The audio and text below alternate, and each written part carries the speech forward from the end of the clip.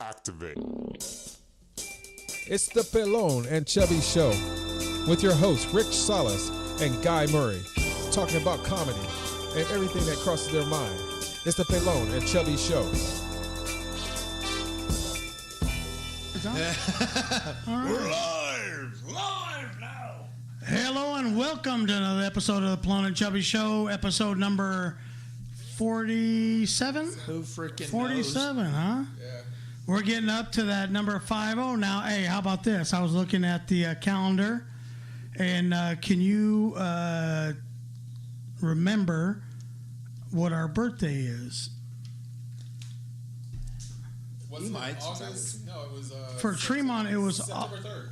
It was the second or third week in August for. Our tester was the 16th. But for the Pelon and Chubby Show, we were August or September something. September 3rd. Was it September 3rd? I'm almost. But it didn't hit. It didn't hit the Podbean until mid September, I think. So anyway, we're coming up on happy birthday to the Pelon and Chubby Show. Happy birthday. It is Wednesday. We're happy to be back. Happy you're back. And tune in. Put your seatbelts on and have some fun. This is the Pelon and Chubby Show. I'm Rick Salas. I'm Guy Murray. I'm Jay Feverman. And we are without Mark the Blind Guy, but that's quite all right. I thought he's just playing Mark the Invisible Guy today. Mark, yeah, the invisible. The You're trick a lot is quieter over there. The trick is on he's not us. mumbling as much. Yeah, now we're blind and yeah, so it'll be interesting. Yeah, less mumble. We love Mark. However, we have some issues He to brings work some. out. He brings some sassiness. A different angle. Yeah, he's got some classic lines. Yeah, Super classic lines. So it's pretty cool. But a busy week in the news, comedy-wise around town, whatever. We are planning for our third installment of the Pelon and Chubby comedy series at the Wildwood here in Vista.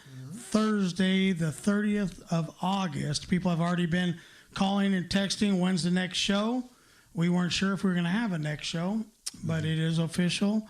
It is going to happen. We are going to be on. We were on stage. We were petrified. But we got 2 in under our belts, and now number 3's about to come alive. And so we'll be there. I don't know where he's going with the words, but it's Gloria Gaynor. We are alive. It's And best. we'll be alive. We didn't rehearse that at all, obviously. Hey, so are you picking it up? I am not. I seen it.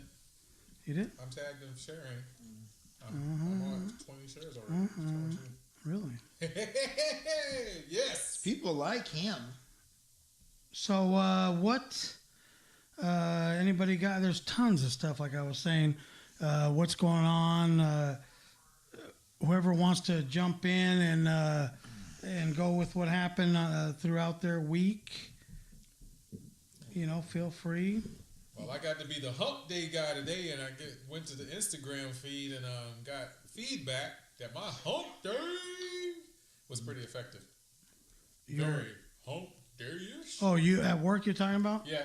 You got to be the caller. I got to be the caller, man. There you go. And I got good feedback on Instagram and Snapchat, so it's all good. But you do it at work with everybody? Yeah, after we wrap up our meeting with the hump day. Yeah. And we get things popping. So I got good feedback on my hump day-ism. That's good you got good feedback, because I believe that there are always some expectations. Yeah, like if they were to have a dance, what do you call it, night at your job, and they're like, oh, Guy's going to get out and dance, there would be a lot of expectations, like guys should know how to dance, right? Yeah. Expect the guy to know how to dance. Right. Why is that? Why do you think Guy would know how to dance? Well, same reason, like maybe he would make a good MC at a party, announcer, the party starter. Yeah. Or like when you're at the gym and and there's going to be a pickup basketball game, and you have never seen anybody play, you're new there. Yeah. Naturally, you're going to pick probably the black guy first, right? Yeah. Well, I mean, those are. You would think you'd have rhythm. Yeah. Everybody always complains about the stereotypes, and my buddy Dennis Gaxiola, he always says, if you're tired of the stereotypes, and do something about it, change. Like if stop being so good at basketball. No, he's saying all the negative stereotypes, Yeah. But I always say, it goes both ways. It goes both ways. Yeah. Right. There is no negative stereotype. It is what it is. Mm-hmm. Well, there's some that are like. What's a negative? What's a negative stereotype? Well, like 20 Mexicans fit in a car or whatever, That's an exaggeration. And that's how we roll. And an embellishment. But that's not. There is some truth to it, but it's truth. Or like all black people like fried chicken. Not all black people, but damn it, the majority. Right. I love fried chicken. But I'm just saying, these are super stereotypes. Those are super stereotypes, but there's nothing negative. How could it be a stereotype and be negative? Right. Well, like I say, it goes both ways. Some of them are like super, stereotypes that are people don't like. But if I was black, I wouldn't feel bad about the stereotype. Like if there was a white lady in her car and she stopped at the crosswalk, and I was walking across, if I was black, and I was walking across a crosswalk, and the only thing she can think of that keeps running through her mind is what an incredibly large cock I have. I don't mind that one. That one's okay. But still, she shuffles to lock the door. Right. Go ahead and lock the door, bitch, because I'm okay with it. Yeah, I'm good. Yeah, I'm happy with that one. Well, I'm just saying, find the positive. But now people that know you when you're walking by them, women, they lock the door anyways because they know you. Right. They don't want you to talk to them or to say anything. He's going to say something. He's going to say something racially offensive. I'll tell you what, as I get older, that happens a little bit more. When I was younger, never. But as I get older, a little bit more, they're not as easy to walk up and talk to. They give you more of that, are you fucking out of your mind look? Right. Well, you don't like talking to them anyways. Not really. I'll engage, but, it's not. So, whatever, it is what it is. As you get older, things happen. Shit happens. Like I said, now I'm before it was the chicks with the daddy issues. Now it's the chicks with the grandpa issues, whatever. So, it's the way it is. But I got that Triple X reunion coming up, the 30th reunion of our high school reunion. That's a big one. When is yours? September 14th. I'll be up in Redondo Beach at the Crown, whatever. It's actually not too far. In the Redondo Harbor there. Okay. So they're starting to get a little talk about it. Yeah, I already got my tickets, got the room, the whole thing. Oh, cool. I did it for a reason. Because I'm the kind of person that will plan a trip. And then as it gets a couple days before the trip, I'll call and cancel everything, and I won't go. It's like some sort of stage fright. You're gonna be able to get some of that stuff refunded then if you're gonna do that. No, this time I'm not going to. I'm not going to cancel it. Mark's calling. He might be outside. Oh, okay. So I'm not going to cancel it this time. I did it for a reason this way, so that I wouldn't cancel it. But I'm so tempted to, I don't know, man. I got this fear that I'm going to go to this thing, and everybody's going to be uptight, and it's not going to be that fun, because where I am from, where I grew up and everything, you got a lot. Was he there? No. Maybe he's at the front door then. Well, maybe he was just calling saying, "I'm sorry, guys." Anyway, so he. I don't know. Sometimes you just kind of get that vibe,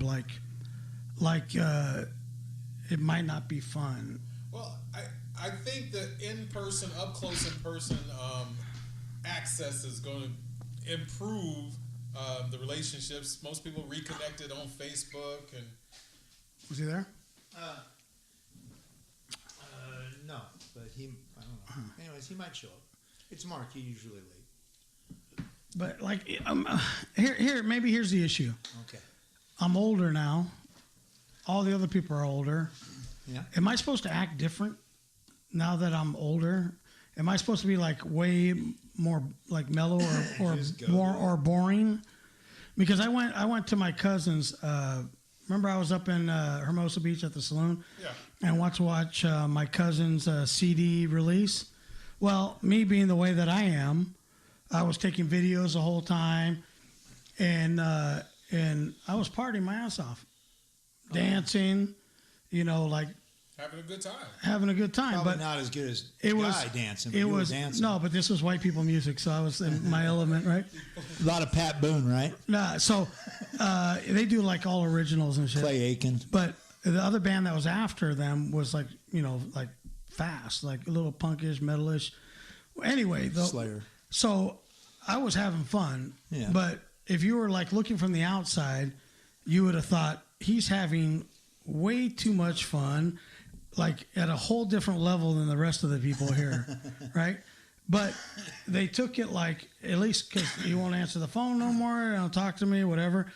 Like I was trying to one up him or show him up at his own event. Wow. And that's not the case at all. I just have one speed, when I'm drinking, out having fun, doing my thing. Yeah. Dude, I it's balls to the wall. Fucking, that was me. Yeah. That was me when I was drinking. And always. I don't have like chill. Either that or I'm sitting in the corner all by myself and I don't say nothing to nobody. When it's time to turn it on, like when I do shows and stuff. Right. I have a few beers to get started, and that was it. It was showtime, and it was life of the party. Freaking crazy man, beer bonging on stage. But it was kind of like I was like. Frank the told that it was a little bit on the creepy side, like weird, I'm like, what? Just because I was fucking, feeling the music and, having fun. Yeah. So, whatever, man. I'm past the point in my life where I have to feel acceptance and all that shit. But I can stay here, in my own house. I can stay local and go out and have fun, not spend the money, not be around a bunch of fucking deadbeats. And around a bunch of people that are like so cool that they just want to hear themselves talk. Well, I think most people, like I've stayed in touch with, with quite a few people from high school. And go ahead. I stay in touch with them, and dude, most people mellow with age. Oh, you're calling in. The little issues were. Hey, what number should Mark call? He wants to call into the show. 760-565-3713. 565? He knows the number. 3713. Yep. Yeah. So most of them are pretty cool. I got a few outliers who used to be cool, who I just go, wow. Of course, they probably think the same about me. 565-3713. The whole holy roller. The holy roller. Yeah, 760. They don't know you as the holy roller. Oh, even Mark called me? So Mark's going to call in. I guess he's not going to be here tonight, so he wanted to grace us with his presence on the telephone now. Okay. So I get what you mean. I'm just like, I don't know, man. Well, most people, I think they mellow with age. And my like I was telling Guy here is that, and most of them are cool. I have a few that but time is gonna make a difference, especially if you have kids. That's a huge deal, and I see some of and like anything like, well, we have different standpoints. Like on Facebook, when you see somebody, you'll post something, and that's fine. It's because who you are. You have no problem, and putting something up that is going to piss people off or set something going, like these fires when he had the freaking the Michael Jackson thing. And then, but myself, I just go with like what my dad taught me. He goes, man, if you ain't got anything good to say, just stay out of it. He goes, unless there's something that needs to be said, Like my dad's like, I only kicked 2 guys' butts in the military. He goes, a lot of guys want to start. He goes, unless they really push. He goes, and then after you do that, I think maybe it was just the one guy. He goes, one guy he had it in for me. He goes, I don't like to do that, but he goes, one guy, he pushed you too far. He goes, kick his butt, and then after that, people leave it alone. On the line, we got Mark. Are you hearing us, Mark? Wow. Yeah, he's not coming. Wow. Did you guys are going to talk about Hello? when I'm not there. Can you hear it? Mention my name. Is it coming over? Oh, Huh? So funny. he's not going to be on Facebook though. Huh? Speaking of Put it on the fire, microphone right there, the headphones. can you hear me? Check. Yeah, I got you, bro. Hey, see if you Speaking can put of those headphones fires, right on I'm there. over here in Paris, California, where it is on fire. You cannot see the sunset from this racetrack. What are you doing up there? Watching people ride dirt bikes. Oh, yeah?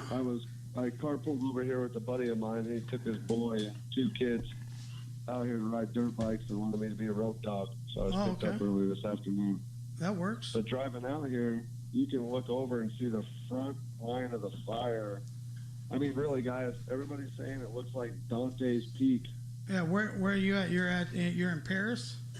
I'm in Paris, California, at one of the dirt bike racetracks. It must France? Be like, Paris, France? Wow. It must be like 120 out there, huh? Doug, Hey, is it like 120 out there? He's kind of close to the No. fire. He's Yeah. in Paris. it's like 320. I'm 320 right next to a degrees, I'm fucking sorry. raging Yes, yeah. mountain and tunnel. So how far is the fire from you? Oh, it's about 3 miles. 3 miles? It's about 5 miles, give or take.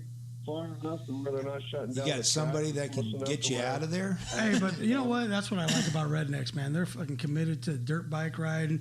If it was like a racetrack, like a dirt like NASCAR or something. They said right at the window. Is that what he's doing? Hey, Is he riding a dirt we bike? might close it down. And they said, oh, we don't care. wouldn't As long be as we get surprised. 20 or 30 minutes of riding in, Right. we'll do it. Yeah, And fuck they've it. We been can run riding from the ever fire. since, man. Yeah, no, that's what I love, man. They're committed to their shit, you know. Like if it was NASCAR or something, I'd be like, Will, look it. You watch the first five laps. I'll watch the second 5 laps, and then we'll alternate. And then you keep one eye on the fire. If it comes up within 10 feet, let me know so we can run. But we're here to see NASCAR. Fuck that. We didn't All these start kids the are out here fire. just flying. They're like, no, it's okay. Kind of inappropriate. Tomorrow. I'm like, They don't care, huh? Yeah. You know? Hey, they don't live their life. They're to the ripe age of 13. They done everything possible. Yeah. They're ready to see their maker. Is that where it's at? 13 now? was a Okay, good cool. time. Yeah, I was 13. having a blast at friggin' 13. Hey, redneck years is like dog years. Like 13 for your typical rednecks, like 58 for normal people. Yeah. He done made it to 13. He made it to them golden years. Yep. He already had 6 kids of his own. Shit, he already made it with his cousin. My wife's cousin, sister Sue Ann. So, There's a good joke there. Ah, shit. Well, hey, Mark, you have fun out there. Keep one eye on the fire, dog. I just thought I'd call in and be live with the news at the fire in Paris, California. He's burning. You got one of the members actually there live. See it in his face. It's proof. See it. Eyewitness. Or Can you smell it? Can you smell He's it? still going to be there and see it. I'll Lord Almighty, bring back feel some my ash for you. temperature. Here's a real. rising. Here's a real terrible you can joke. bless me with some ash, holy roller. Here, yeah. Yeah. Jay the Holy Roller. Yeah. Hey, here's Okay. a real terrible. Okay. I just hope there's no more kids chained to any beds out there if the fire blows through there. Wow. Changing beds. He went there. Too soon? Wow. Too soon. It was Paris where all the kids were chained to the beds Too soon. with that one family, Yes. and the fire's there. I think the technical man. term is baby roast. Yeah, Oh. I'm leaving that one alone. Man. Yeah, you're right. I thought you just meant it would be like a corny joke. I didn't realize it was going to be like a I do. oh my gosh, you didn't really just say Hey, that. I do joke. shock and awe. Yeah, That's what I that do. was shock, and I can't believe you did that, man. That's But okay, that's keeping you know. it current, keeping it real. made my little God's joke way of earlier taking seem like a nothing. nap. You know. Yeah, mine was like, Right. whoa, he just did a little Billy Joel. That was just whoa. Keeping it real, my neighbor. So what? He used the N word. What's up, He did. He used the neighbor word. I can't believe he used that N word. neighbor? Who? Yeah. Hey, Neighbor? Hey, my neighbor. everybody's my neighbor.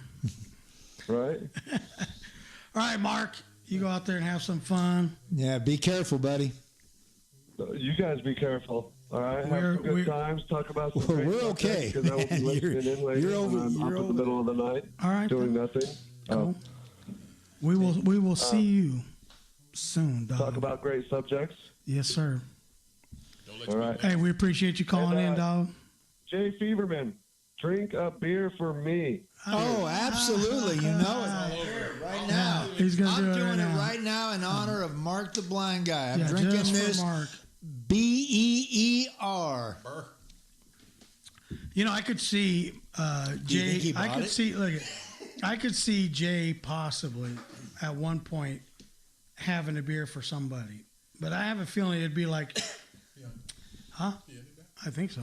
I think it'd be like if maybe he got a divorce.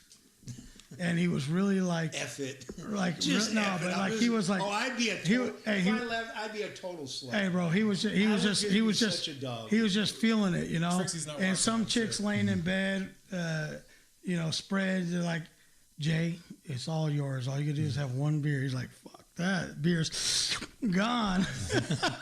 But not for Mark. I don't see that happening. Yeah. Yeah, it'd be a pretty special occasion.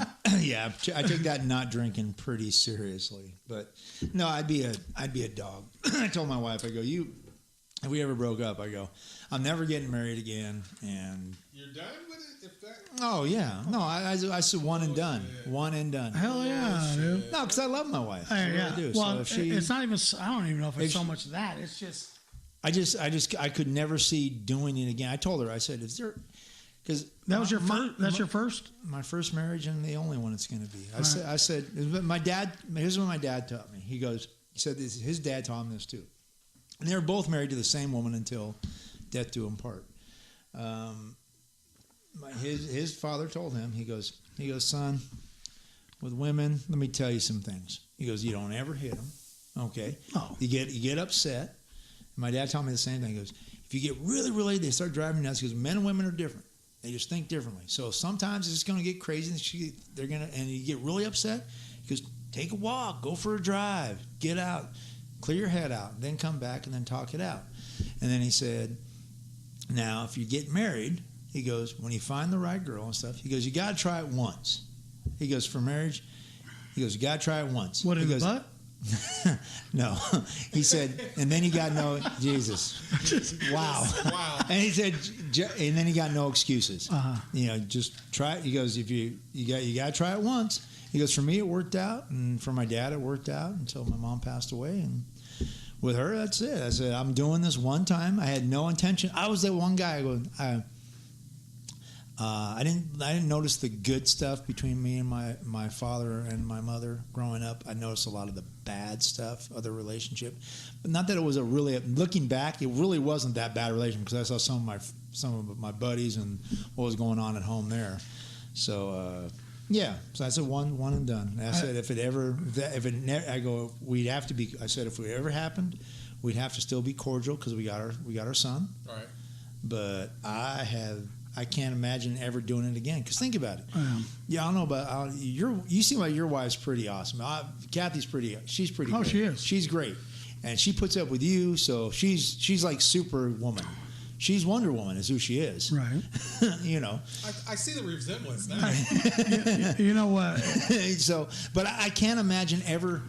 Like my wife has her eccentricities, and she's awesome, and I love her. Fabulous mother to our son, but. Right. I would never in a million years ever consider doing it again. Wow. Have you been? I mean, no, I would never do. For me, it's just. I just said. I said this is the girl. This is the one. And if it didn't work out, I mean, then I'll just be a boyfriend, and that's it. Because I already got my kid. I got my kid. I'm doing something that I love to do. Right. Doing the podcast and comedy, and shooting videos. I love. It's something that I really enjoy doing. Okay. I've already done my bucket list of stuff that I wanted to do, basically, except for in comedy where I want to take it in acting. Yeah. Which I'm working towards. How old are you? Don't ever say that. No, but like. we need to. But we're in the same ballpark, All guys. right. So, if your bucket list your bucket list, you say, is already pretty much done, right? Yeah, right. I was in a band forever since I was a kid. I understand, but yeah, I did it all. I guess it depends how your bucket list starts. Some of us have a spoon list. Some of us have a cup. So you have list. A guy you want to spoon with? No. Who's this that you want to spoon with? Look. Some people have a cup list. Some people have a bucket list. You know, some people have Why do you have to go? You're going to go dark and dirty. You don't have to do that. We can still be funny. It's not. I'm just saying, like you can still be funny without that. It's not. It's not dark and dirty. I haven't even got there yet. I know you. It hasn't even got to that yet. I've met you. I'm just saying, like I got stuff on my list. I think I'll probably die and only achieve a quarter of my list. You know. Okay. Well, the dark and dirty stuff, I've already done that. Okay. When it comes to women, limited. Yeah. So and then the things that I really care about, I've got my son, had my wife, and we're doing those things. There's other things, but I'm just saying, like, I'm marriage. Saying, I can't even imagine doing it again. At all. But I'm saying, like, bucket list could be like skydiving. Oh, sure. Petting a shark in the wild while you're snorkeling. I actually have a video of that pet shark. Yeah. It didn't get the views it should have got, but it's a pretty good one. Running naked through Afghanistan? That would not be one of them. Running of the bulls? I would love to go overseas and entertain the troops. That would be cool. Yeah. Oh, that would be dope. Over like in Iraq where it's not quite so bad and stuff.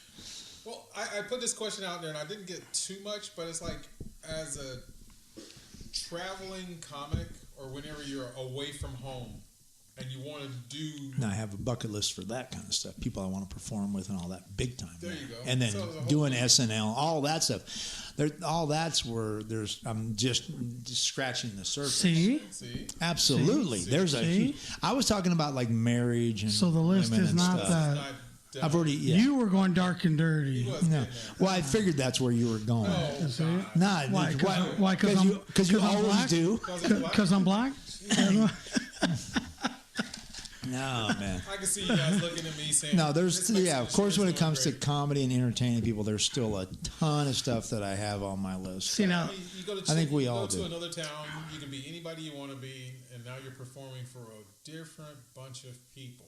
Yeah. They don't know Jay. They don't have time for the Jay story, but what do you hit them with? That list for me, other than like doing this show or shows like this,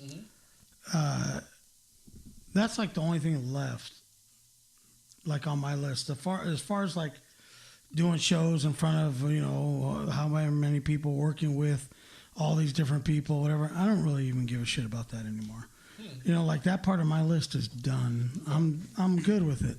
You know, I've met fucking all these people. I don't. Oh yeah, there's so. Honestly, did you have a negative experience there? Because most of the people that I met, opening up for people, nearly everybody I met at the end of the day, just because I never wanted an autograph or anything, they were just cool. Most of them, they were cool, they were chill, having a beer with a lot, or eating backstage with somebody. Yeah. It was they were cool. Then it was a big deal. Now, when I bump into like a comic who's got some success, or whatever, I just don't care. It's just, but I'm like, what I do is I try to watch them as how they've mastered their craft and go, okay, seeing where they're going. Then if I can ask them a question, maybe like little bits of advice. That's what I always do, is try to get, because I just want to get better at the craft. You know how they always take it. They always take it like you're, starstruck or something. Nah, I don't get that. And I definitely... After Ben Stiller almost kicked my butt, after that there was no being Star Trek. I love that story. He literally was going to kick. And I was just like, please don't kick my ass, man. He goes, well, Jesus, you're huge, man. He goes, I thought you were trying to kill me. I just want to say hi. He goes, do you think some of these people, because they're at the level that they're at, it's not that they demand it, but they kind of expect a certain level of awe, and then when you don't give it to them, that they're offended in a way?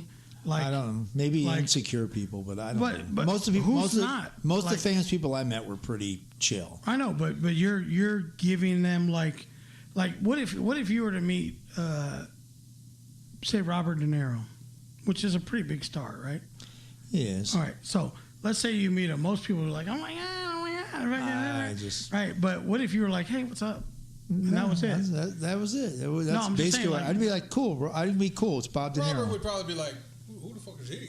You know, Right, like I don't know. like almost brushed off in a way, but you know, Yeah. like no effect whatsoever. And he's used to getting that, like, you know, whatever. Maybe. I don't know. I don't know. I don't know. I think sometimes these people They might like be. they expect something more than what it is. Maybe some of them they're grateful they don't get that because they get so tired of it. Maybe. I think it's human nature, though, man. I'm only human. Man. Of flesh. Flesh and blood of man.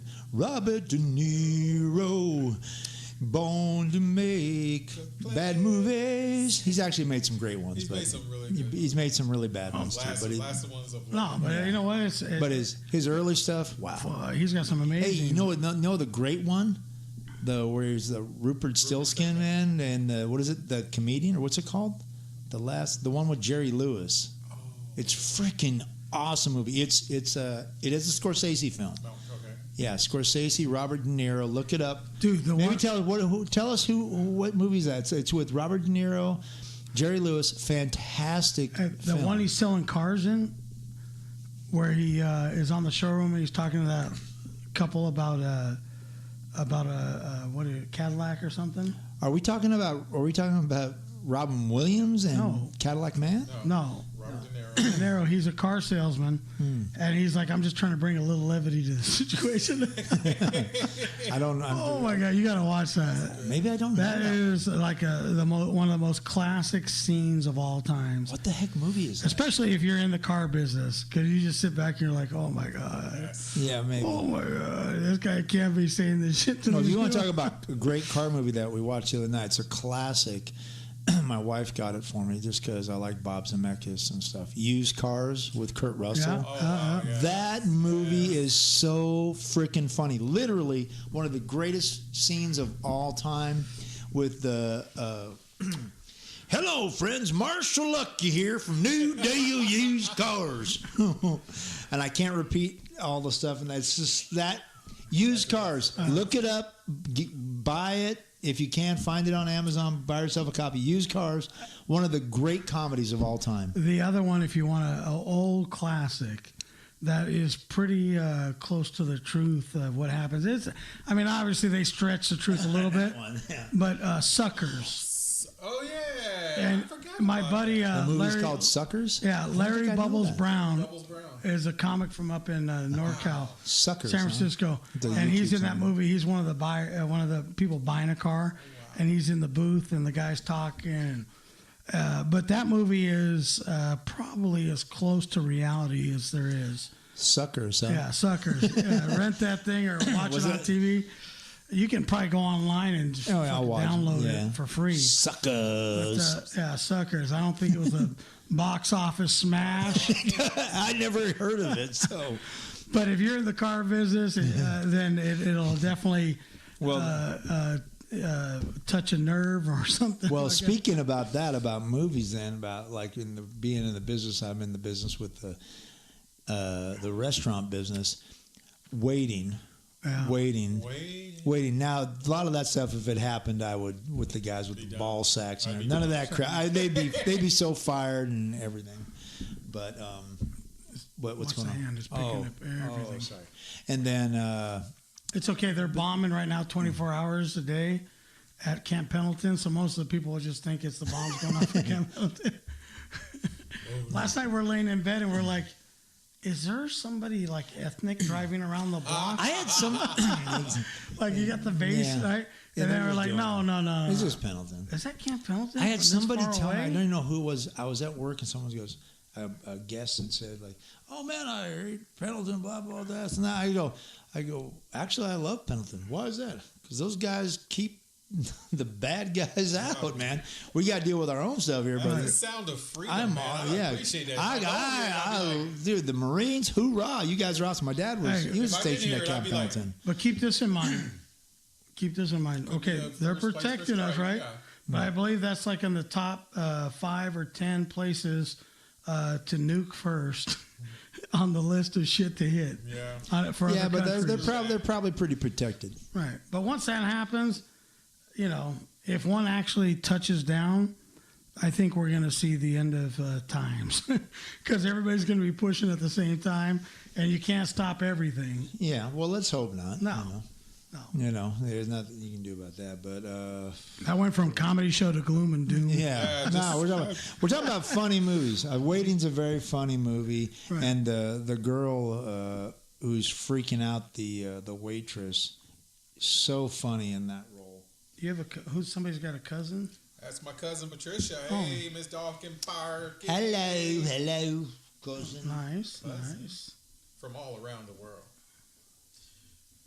We're just talking about much of nothing today. That's good. Let's keep it light. Keep it light. Oh, Jeff, Gringo Clown. Hey, my buddy Brett's like, oh, you didn't tell us you're in town. Okay. No, but I did call you, fucker, when I was over there, and you didn't want to come out and play. But that was probably a year ago. That was a year ago. Yeah. I told you I was there, but I'm going to be there September 14th for the Triple X reunion. I'll be around. You should be having yours too, I believe. He's an undergrad? Yeah, but he went to another school. Oh, another school. Okay. So you should be having your shit close around the same time or close to it anyway. So September 14th, it's a Friday, so I'm going to try and get up there maybe Thursday and then stay Saturday, so make a whole weekend out of it. Up in the old stomping grounds, and I'm either going to do it with just me and the old lady, or whoever wants to come along. I really don't give a shit. If anybody else wants to hang out, so be it. Adam the Builder's tuning in. What's up, dog? What's that? Hey, Adam. He's the builder of this. Brett, we are right now at the house in the fix it? Pelon and Chubby studio. Yes, he can. Hey, Adam, give me some numbers on the spot that we're trying to open up. The people that are renting that place want me to get them some numbers pretty quick. But if you get a chance, anyway, we're. I was going to ask you about that. Are you talking about the one you're looking at? Is that something that still might be happening? Here's what's going on, ladies and gentlemen. The plans have changed a little bit. Shuffle. We are going to hold off on opening up the comedy club for a minute. We need to generate some funds first. So we are opening up a home and office reuse, which is basically like a thrift store. Yeah.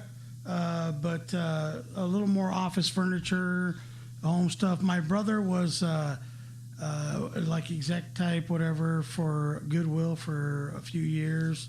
And then he worked for the Rock Church. They opened up a bunch of thrift stores. All right. So he ran all that. He's been doing that for the last whatever. He has a master's degree in business. So that's his gig. He knows all that stuff. Yeah. So my daughter's autistic. Yeah. Most people know that. So my son is as well. We're going to open up a. I don't want to call it a thrift store because it's more than that, but basically it's a thrift store, 3,000 square foot thrift store right here in Vista, and it's going to be a nonprofit. And the nonprofit is that we're going to open up and pay for fully and staff it, pay for the staffing of the people. But our issue was when we found out that she was autistic, we didn't quite get enough help from regional. So what our goal is to open up a resource center for autistic children and parents. So if you have any questions, you need any help with paperwork, whatever it is, we're going to pay for somebody to be on staff full time, obviously more than one person. So you can come down there with all your paperwork and they can walk you through step by step for free. Yeah. And we'll pay for it. So the store is going to be a nonprofit. And my wife knows all about we are going to pay for that resource center to be open. Well, that's so Is this 2 different places? Or Right. the same So place? there's going to be a resource center, and people can make donations to it or whatever they want to, or just come. And then we're going to have the thrift store, which the autistic kids. I mean, I'll even do kids that are homeless, don't have any money, whatever. They can come in. They can get clothes for free. They can get toys for free. I want to take care of the kids. Well, that's big. That is always my thing. That's big, right? Is taking care of the kids. That's good. So we're going to open up this place. Obviously, I'm going to make a buttload of money. Otherwise, let's be real about it. So we're going to take care of the kids, but I'm going to be filthy rich too. Yes. With the nonprofit? With Right. the The nonprofit. Well, I'm the It's fucking an director. umbrella. Kathy and I can pay ourselves whatever the fuck we want to pay ourselves. They'll have matching friggin' Teslas. Yeah. And But we'll even let the little tards come and autonomous swim at the vehicles. pool at the house. You know what I'm saying? Kicking in the back Right. pedal with the little water wings. We'll on. make it. We'll make a tard day at the house. I'm not worried about it. Are you going to call it politically incorrect? But it's going to be a home and office resale, Okay. and then we're going to have the autism resource center, and everybody's welcome to go there and get their kids help, and we'll show them how to do it. That'll be a good idea. Yeah. So we're opening up that also, which is a direct correlation. It has an absolute connection. We're doing the brewery tours. Gotta we got- complete. Same Gotta with- get the- If you drink it enough, you get the autism. So Is that what it we're is? doing brewery tours. We're gonna have the buses going full time, going to hitting up all the breweries and taking tours for people that want to check out all the different breweries in San Yeah, you Diego know, and LA County. that- Are these for the parents of the autistic kids Right. so that we can unwind? We'll have childcare for the autistic So, kids. if you're buying, then maybe And the parents I can- can. the parents can go out and maybe whoop it maybe up. I will go back to drinking. No, hey, both of the places have no connection whatsoever. Oh, okay. A two-think minimum here. You got to think twice about it. Yeah. So we're going to do the brewery tours. So if anybody out there is like, hey, I've always wanted to own a bar, restaurant, business, I want to do something for autistic kids or whatever, you can buy 5% of the company. You'll own 5%. Now, if you buy it and you're like, after a year, this isn't for me, you have a buyout clause every year on your anniversary, you can buy out for whatever you bought in for. Buy out? What you bought in at? Right. So you have no risk at all. You don't lose any money. Now, at the end of the year, if you opt to stay in, then you can exercise your profits and take your profits out, and you'll get paid 5% of whatever the company did. So Solid. If the company does $100,000, do the math. You get 5% of that. We're talking about net profits. So an investment of $25,000, if you have it laying around and you want make a investment that's going to pay better than stock market, that's going to pay better than some savings account or whatever, then put it into a good cause. Salas Consulting, you'll own 5% of the business, and every year on the anniversary that you signed up, you can opt out and get your money back plus whatever profits. It's going to cost you $25,000 for every 5%. So you can own up to 20% Right. if you want to and be the only partner, but it's $25,000 for every 5%. So, your whatever kind of money you got laying around, and I don't want you to do it if it's going to take food out of your kid's mouth, but it's an investment opportunity. There's no risk at all. You're going to get your money back. You got to leave it in there for a year, but you're going to get your money back and you're going to get a handsome return. I think it's over 20% return is really what it is. That's a great ROI You know, right there. That's so a great ROI. it's not bad at all, but and it's going to be signed by an attorney. I have the share certificates. It's all legal. So we're only selling off 20% of the business. So figure it out. That's $100,000. And we'll show you all the books. We'll show you who's getting paid what.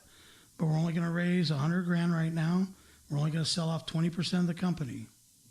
So if you want in, that's 4 spots. If you want in, contact me. Let me know. If you want to buy all 4 spots and you got $100,000 that you want to put in, do it. And it's all going to be on paper. The attorney, you can see the business plans. You can see everything.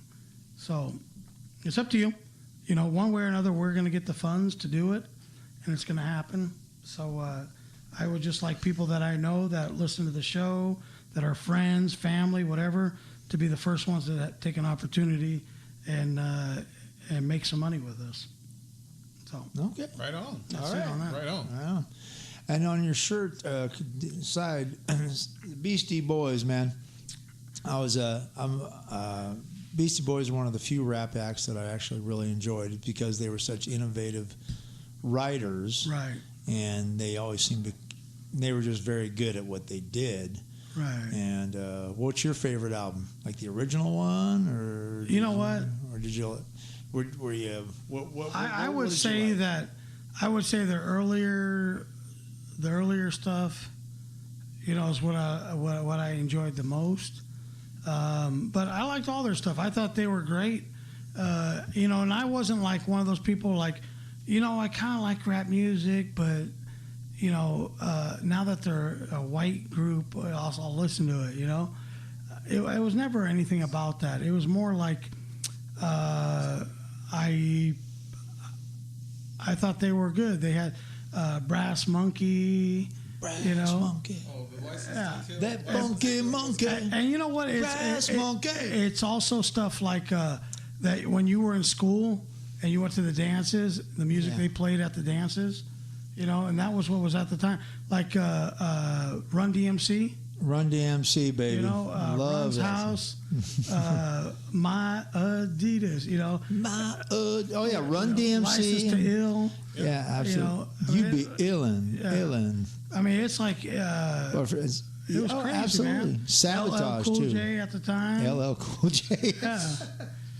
LL is hot as hell. I had a dear, great friend of mine who got me into all that stuff. He said, "You gotta listen to this." I'm like, "What the hell is this?" I listened to it, and I'm like, because where I grew up in a tiny little town, man, I didn't know what the heck that stuff was. And I heard it and stuff. I came into music actually, at least in my own eyes, I came into hearing music late. The stuff I heard growing up when I was a kid was gospel, but not the good gospel. It was white gospel.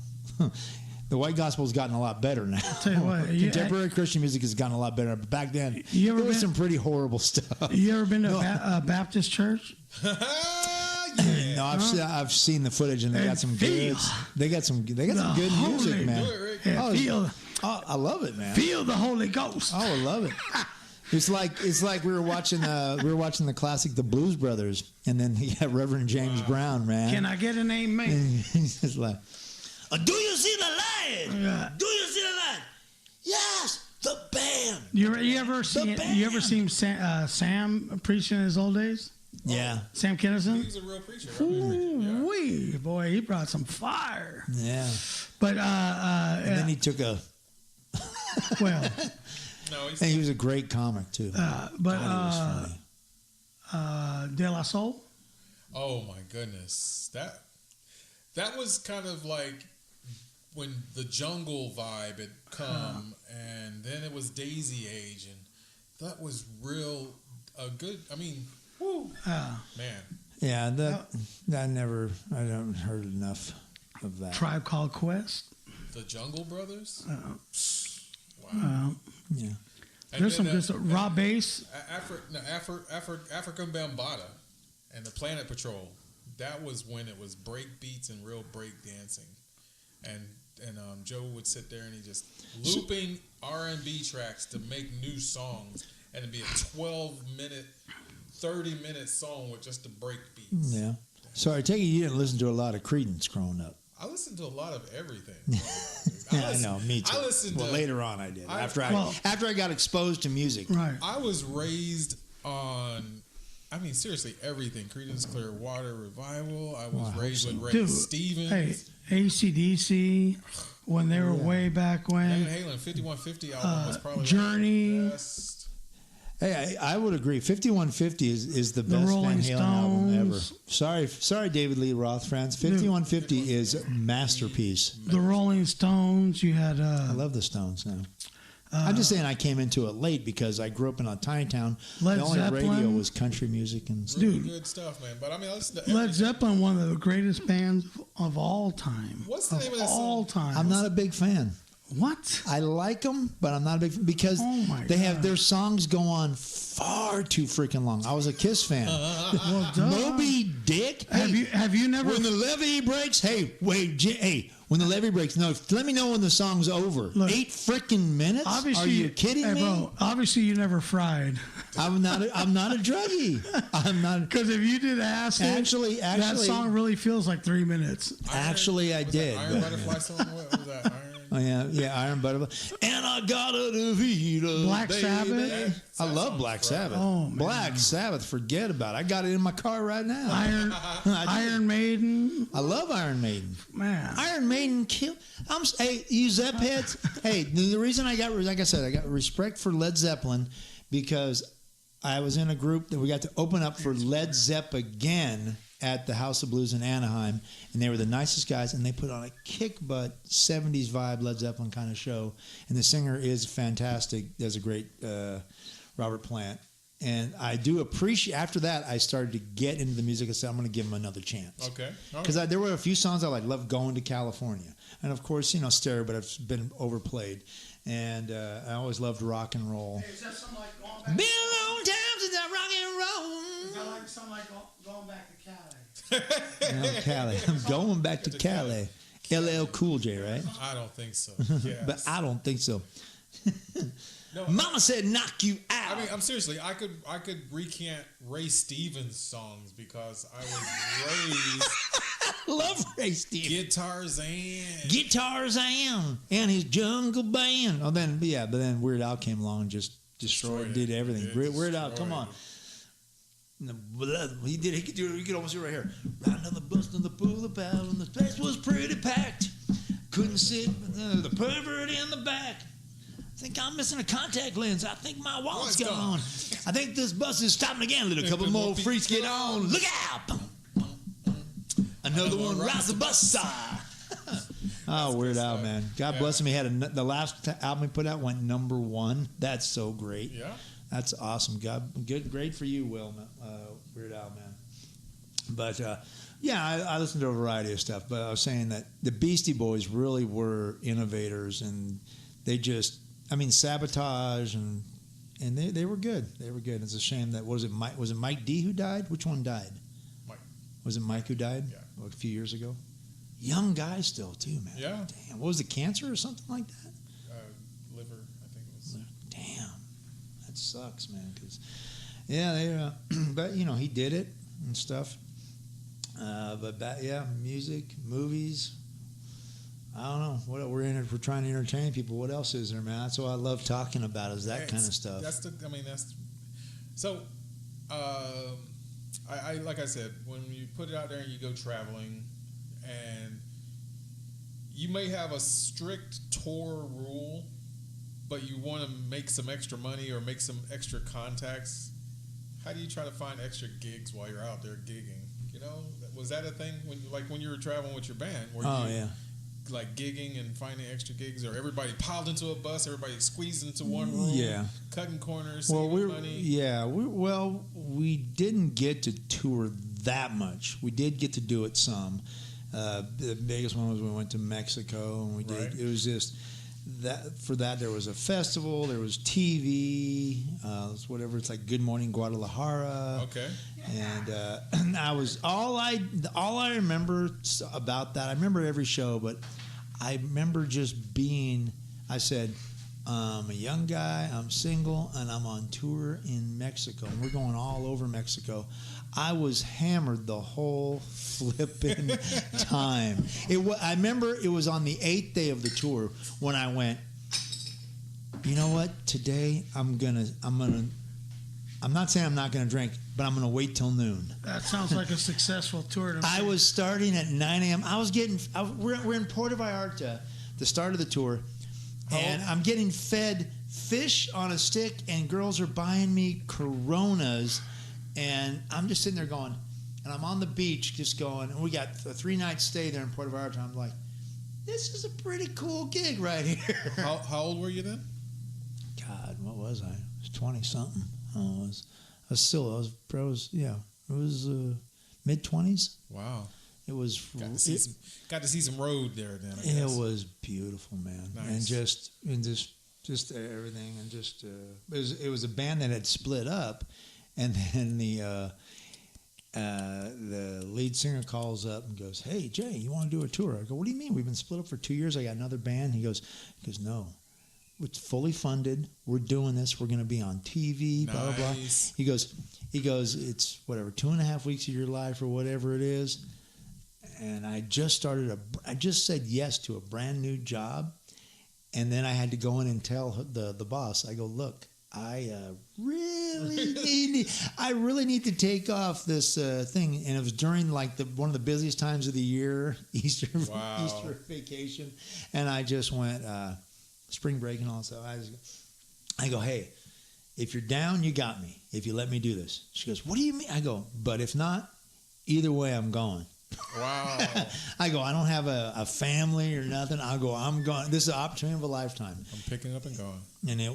And so they said, she goes, "All right, but you are coming back, right?" I go, "Yeah, I'm coming back." Yeah, in pieces. And so literally, like, I got on a plane. Why is that always like a question when you go into Mexico?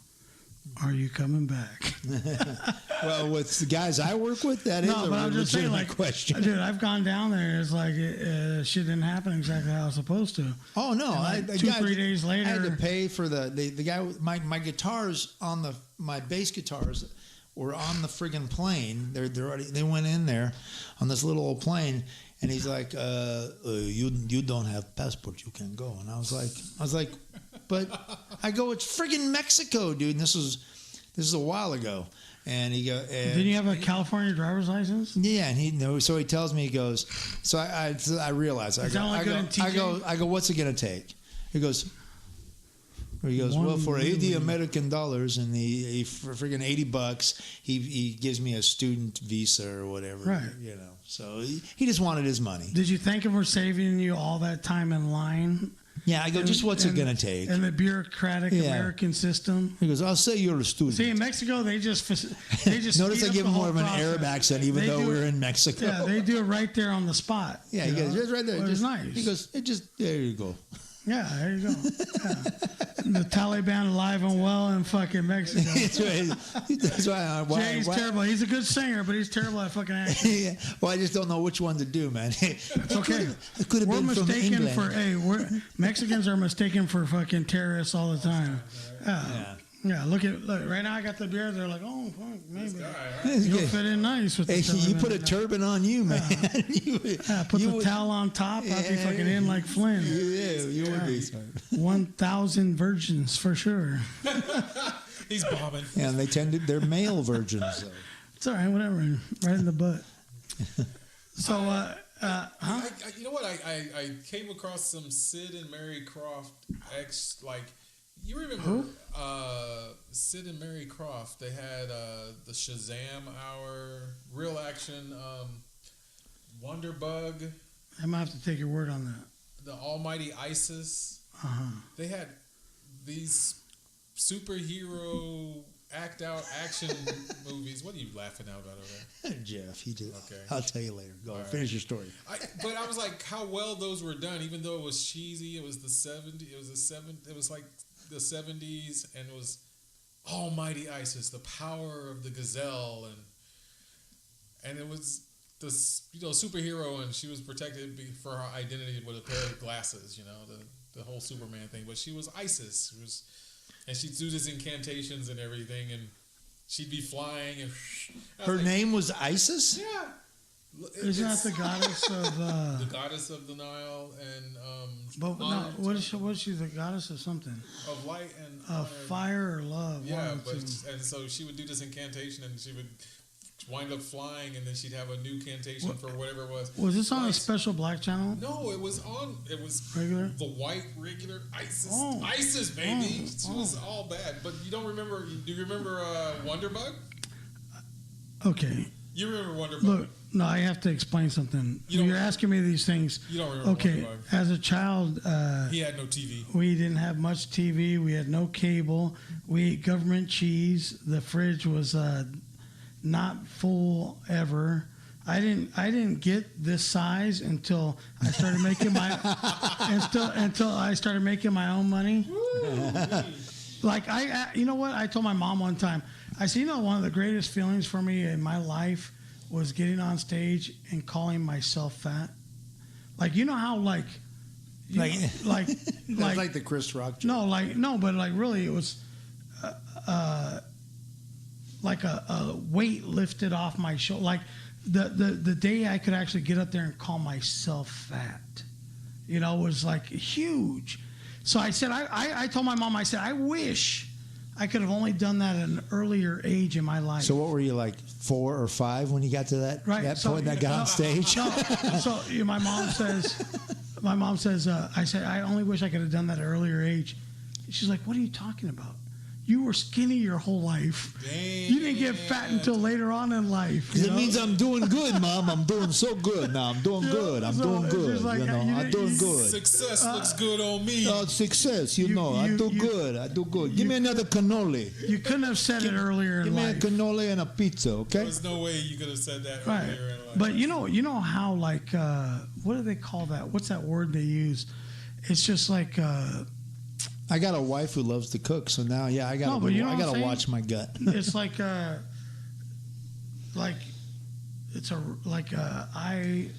saying it's a revelation. No. Okay, I'll equate it to this: a gay person coming out. Like they've been hiding it their whole life, and they finally come out and like, I'm gay. Like I was up there, I'm like, I'm fat. I finally made it, Mom. Say it. Everybody can make fun of me. Is that really the best comeback that you have, you fat fuck? Really? Really? That's the best you got? Because it's acceptance then. Yeah. Or it's accepted. Yeah. Everybody's sitting around like, but we're not surprised. But before you say it. You're gay. We're not surprised. But before you actually come out and say it, everybody's like everything hurts. Every time somebody refers to you as being overweight or fat, you're like, "Fuck," It's like somebody just stabs you with a.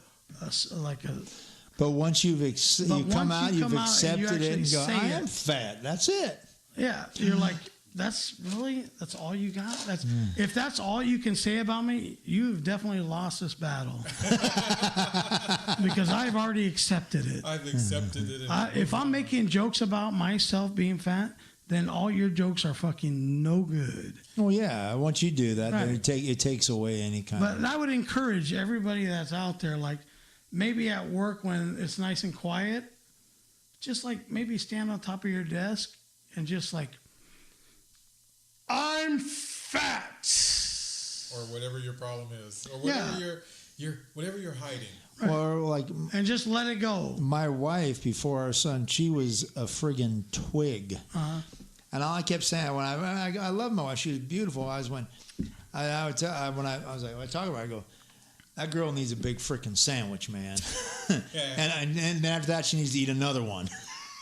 No, I say that when I see skinny girls walk by. So he gave her the salami. You need a salami, When I see the give her the salami. Hey, oh! We used to call them the waif. Remember? The waif. Yeah, the waif chicks, like super skinny. Wafers. The models, right? Wow. That was that's the look they were going for, and now apparently they're not. The chubby models are the hit now. Everybody likes it. That's awesome, man. Yeah. Well, I don't know if it's awesome or not. Really? I kind of prefer the skinnier versions. Oh, there was some of it was just it was it was ridiculous. It was so bad. Well, okay, so I mean everything. Oh, but it's still beautiful. And then the young lady with the discolored skin and the melanin deficiency, and she has the spotches and splotches. Right. And she's got a lot of business now in cover, and but she's still beautiful. And it's like everybody can't do that. Right. Everybody can't do that, but it's like. That's the problem. It kind of takes away the stigma, which is cool. Look, here's the thing. Let's talk. There has to be, like in pro sports, there's people that can do stuff that other people can't do. That's how they're in pro sports. Look, that's how you put the value on them. This one's from my friend Stephen Gandy back in North Carolina. Yes, there's 2 football teams that are having male cheerleaders. Deal with it. In the NFL? Yeah, the St. Louis Rams Oh, and no. oh no. Okay. Really?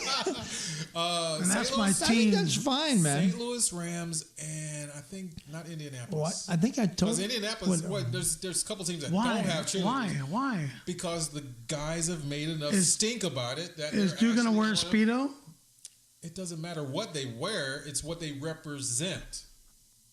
It's okay. I think it's fine. I don't like it. But I know the have guy them in that college. we had a male cheerleader Well, yeah, but it's different. at down in our high school, school. and he was But making it with almost all those chicks, man. Look. I was like, we all thought he was, maybe gay, and we found out later, oh no, he was stooping this girl and that girl. And I just go, being a boy, I just go, well played, sir, well played.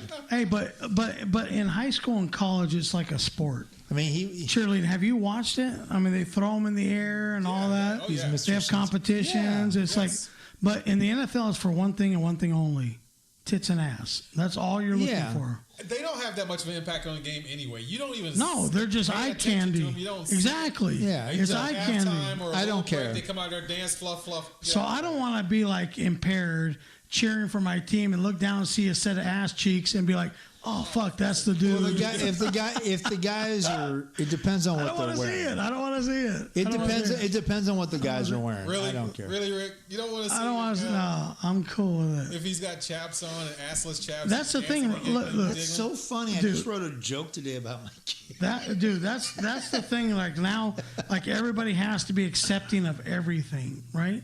Which I don't understand, man. Like we were talking about before the show started, like where the world's going to, where this generation's going, and there was a great quote, Well, I think. Go ahead. and it said about the new liberal kids, like how great it is that they're taking an interest in this world. However, it's scary at the same time because they all want to point out shit, but none of them want to be part of the solution and actually dig in and do something about it. So yeah, Seems like it. they're protesting, they're getting involved in politics, but they don't want to be part of the solution. They just want to point out all the imperfections. So when are you going to man up and do something about? It's like here was a telltale sign for me, the John Mayer song, I don't even know. and this is a while back. Which John Mayer one? Waiting for the world to change. Keep waiting for the world to change. Now, have you ever really Wait listened? down. Listen to the words. It's a good song, but listen to the lyrics. Is everybody going to wait on the world to change? Or is somebody going to fucking man up and do something and make the world change?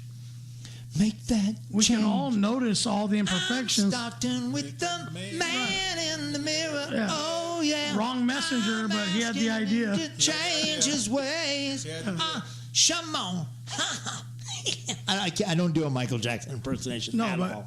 but he had That's a good he song. had the right idea. That's a great song, yeah. The right idea is like we need to be part of, and we've heard it for years and years, be part of the solution, right? Yeah, well, you know what But I'm going to say. But here's the I'm problem. going to go holy roller on Hey, you. here, go holy roller, no, but just say, here I will. is You say your thing. here is the fear. Is all these people are now proactive. Now they're all pointing out all the problems in society, and with the politics and all that stuff. But you can point out this shit, but you have to be accepting of all of it. So even though you may feel like some things are a problem, you're accepting of all the things that are aiding these problems. But they're not. They're hypocritical. Right, right. It only works in their favor. So now when it's time to stand up and you do something in this world to make a difference, Yeah. they don't want to do shit. Well, I can. Now you're a hater, you're a homophobe, you're a fucking, Yeah. all that. You can't. Yeah. You can't. So you can't win. I think where people are annihilating people through the media and stuff is a bunch of BS. I'll try to sum it up here. I think everybody, when they get to the point when they maybe get broken down enough or whatever, like I was, and then I, finally accepted, Jesus Christ, Lord and Savior, and everything. But when we talk politics and stuff, they're all bad. the Republicans, the Democrats, because the way their system is set up in the government, and I'm not almost kind of sound like our friend the Ari the Jew here, is they have all this money going to protect them for everything when they're supposed to be servants of the public. Do you believe they're all bad? And they're servants to themselves is what they are. Are they all bad? The system is messed up. Of course. The system has become a bastard of what it should have been. It was simplistic, and then the lawyers got involved. And what I'm saying is a lot of them, I think, are good people, and then they get stuck in the system, and it becomes a thing we have to always be pulling the political angle instead of everybody's. It's always got to be, and it doesn't matter who's in. The whole system is effed, and that's why that's why I kind of checked out after Trump got elected and stuff, and then I went, okay. But are there some that can make it better than others working within that system? I mean, we all know that there's a problem with the system, But my whole thing is the national debt is just it's this overwhelming thing that nobody's tackling, because the truth is, and the public needs to get outraged about that. They want to get outraged about the debt. So and say it's time to tackle that. All right. So in order to tackle that, somebody's got to lose, because there's a certain amount of money. Yeah. That can be spent. What it means is that when they're writing these bills, all these extra crap. Who do you take the money from? Exactly. Yeah, you have to make some tough decisions. You need to have a real discussion. That's where that tug of war about that. That's where that tug of war. But they're not happens. even having that talk, because it's all this smoke and mirrors. Oh, Trump this. Before it was Obama. Obama this from the right. He's getting attacked. And then Trump gets attacked and stuff. But here's the thing. So if you want to get outraged about the national debt. All that side stuff that we're talking about, all the things that are happening are derivatives from that tug of war, that money being spent. People want more money for their causes. Exactly. They want breaks for the taxes that they're paying. Yeah. So it's a struggle of who gets more. Do you think, or who makes theirs more that side with Trump? Do you think people that made donations financially, the people that side with Trump, really like him as a human being, as a person? They want they believe what he can do for them. The opportunity that they get with him being there. Yeah.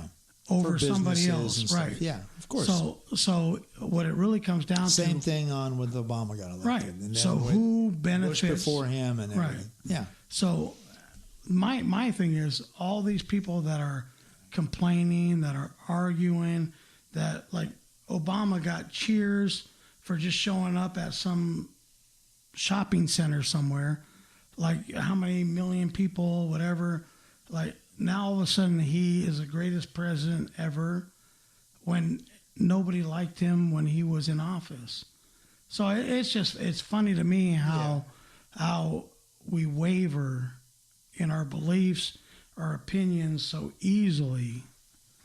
It seems like if we really want to make a difference and we really want to be involved in this whole democratic process, then we need to really learn what we are fighting for and what we're arguing for and what these people stand for and what their actual agendas are. I just think the system really...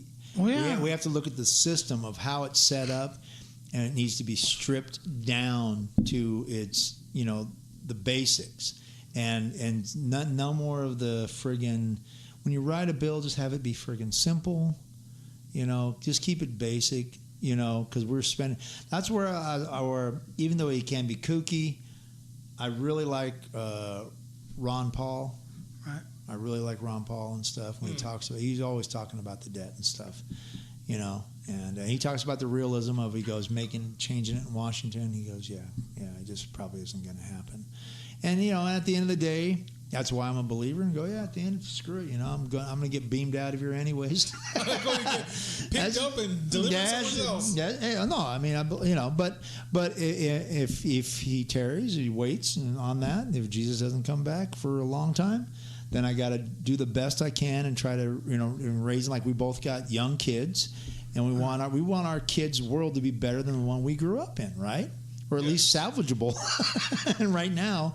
And so, he's going to have a struggle. And, and I agree with you on, a lot of the kids with I think a lot of it's, I heard someone come up with the term, they called it recreational outrage. People are just, oh, my God. I can see people just blowing up over, like, even little things on the internet, on the Facebook. People just blow, just like, it's a big, like my dad would always say, he goes, don't sweat the petty stuff, son. If it's no big deal, he goes, don't lose your mind over little stuff. He goes, there are things to lose your mind over, about the welfare of your family. If something really, really is, wrong, like somebody's molesting a kid, something. He goes, that you can lose your mind over. He goes, but just little stuff, the guy didn't vote. Whatever. Okay, but so if you voted for this person, that's a good point, Jay. So when, say, a child molester or whatever and everything, they capture him, they put him, you try to ostracize that person. Then what? Well, I was talking more than what I was outrage. Well, I mean, what is that? Where's that channeled? What is that? Where does that go? It's a good question. It depends on the situation. My thing is, I would just like people to admit that the reason they're standing up for some stuff is because it's cool. Some people won't do that. It's the cool thing to do right now. It's what's happening. I know nothing about it, but everybody else is doing it. Oh, so yeah. I'm doing it. Exactly. I'll agree with you on that. Therefore, nothing changes. Nothing happens. Yeah. The women's walk, the women's marches, they go out there, they still look around each other like, what, why are we here? What's going on? Understand why, if you're just doing it. They're paying people to go to these things to protest. Because it's cool. Ooh. Then I don't have a beef with you because you've acknowledged the fact why you're doing it. Right. I don't have a problem with it. Know why you're there. Like, you know what, you bring up a good, the child molester thing. Good topic there real quick. I don't know the whole story. I'm going to look more into it. But they caught these two dudes that had 5-month-old kids in cages. What the flip? So I was just thinking to myself, like, I don't know the whole story, but I was just thinking to myself, if I was one of the officers that responded to this call,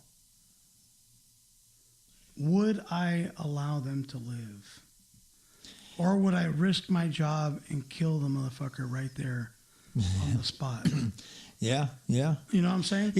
You'd be like, how do you put cuffs on this fucker and take him to jail and not just murder him right there on the spot? Yeah.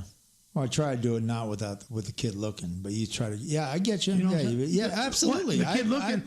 The fucking kid's been locked in a cage. Yeah. Hey, kid, hold this. Think about this. Look, really think about it. Yeah. 5 months old. So the kid was pissing and shitting on himself. Okay, yeah. Crying for food. Yeah, I agree with you. I just don't want to. No, I don't. And you know what? You've heard me tell you.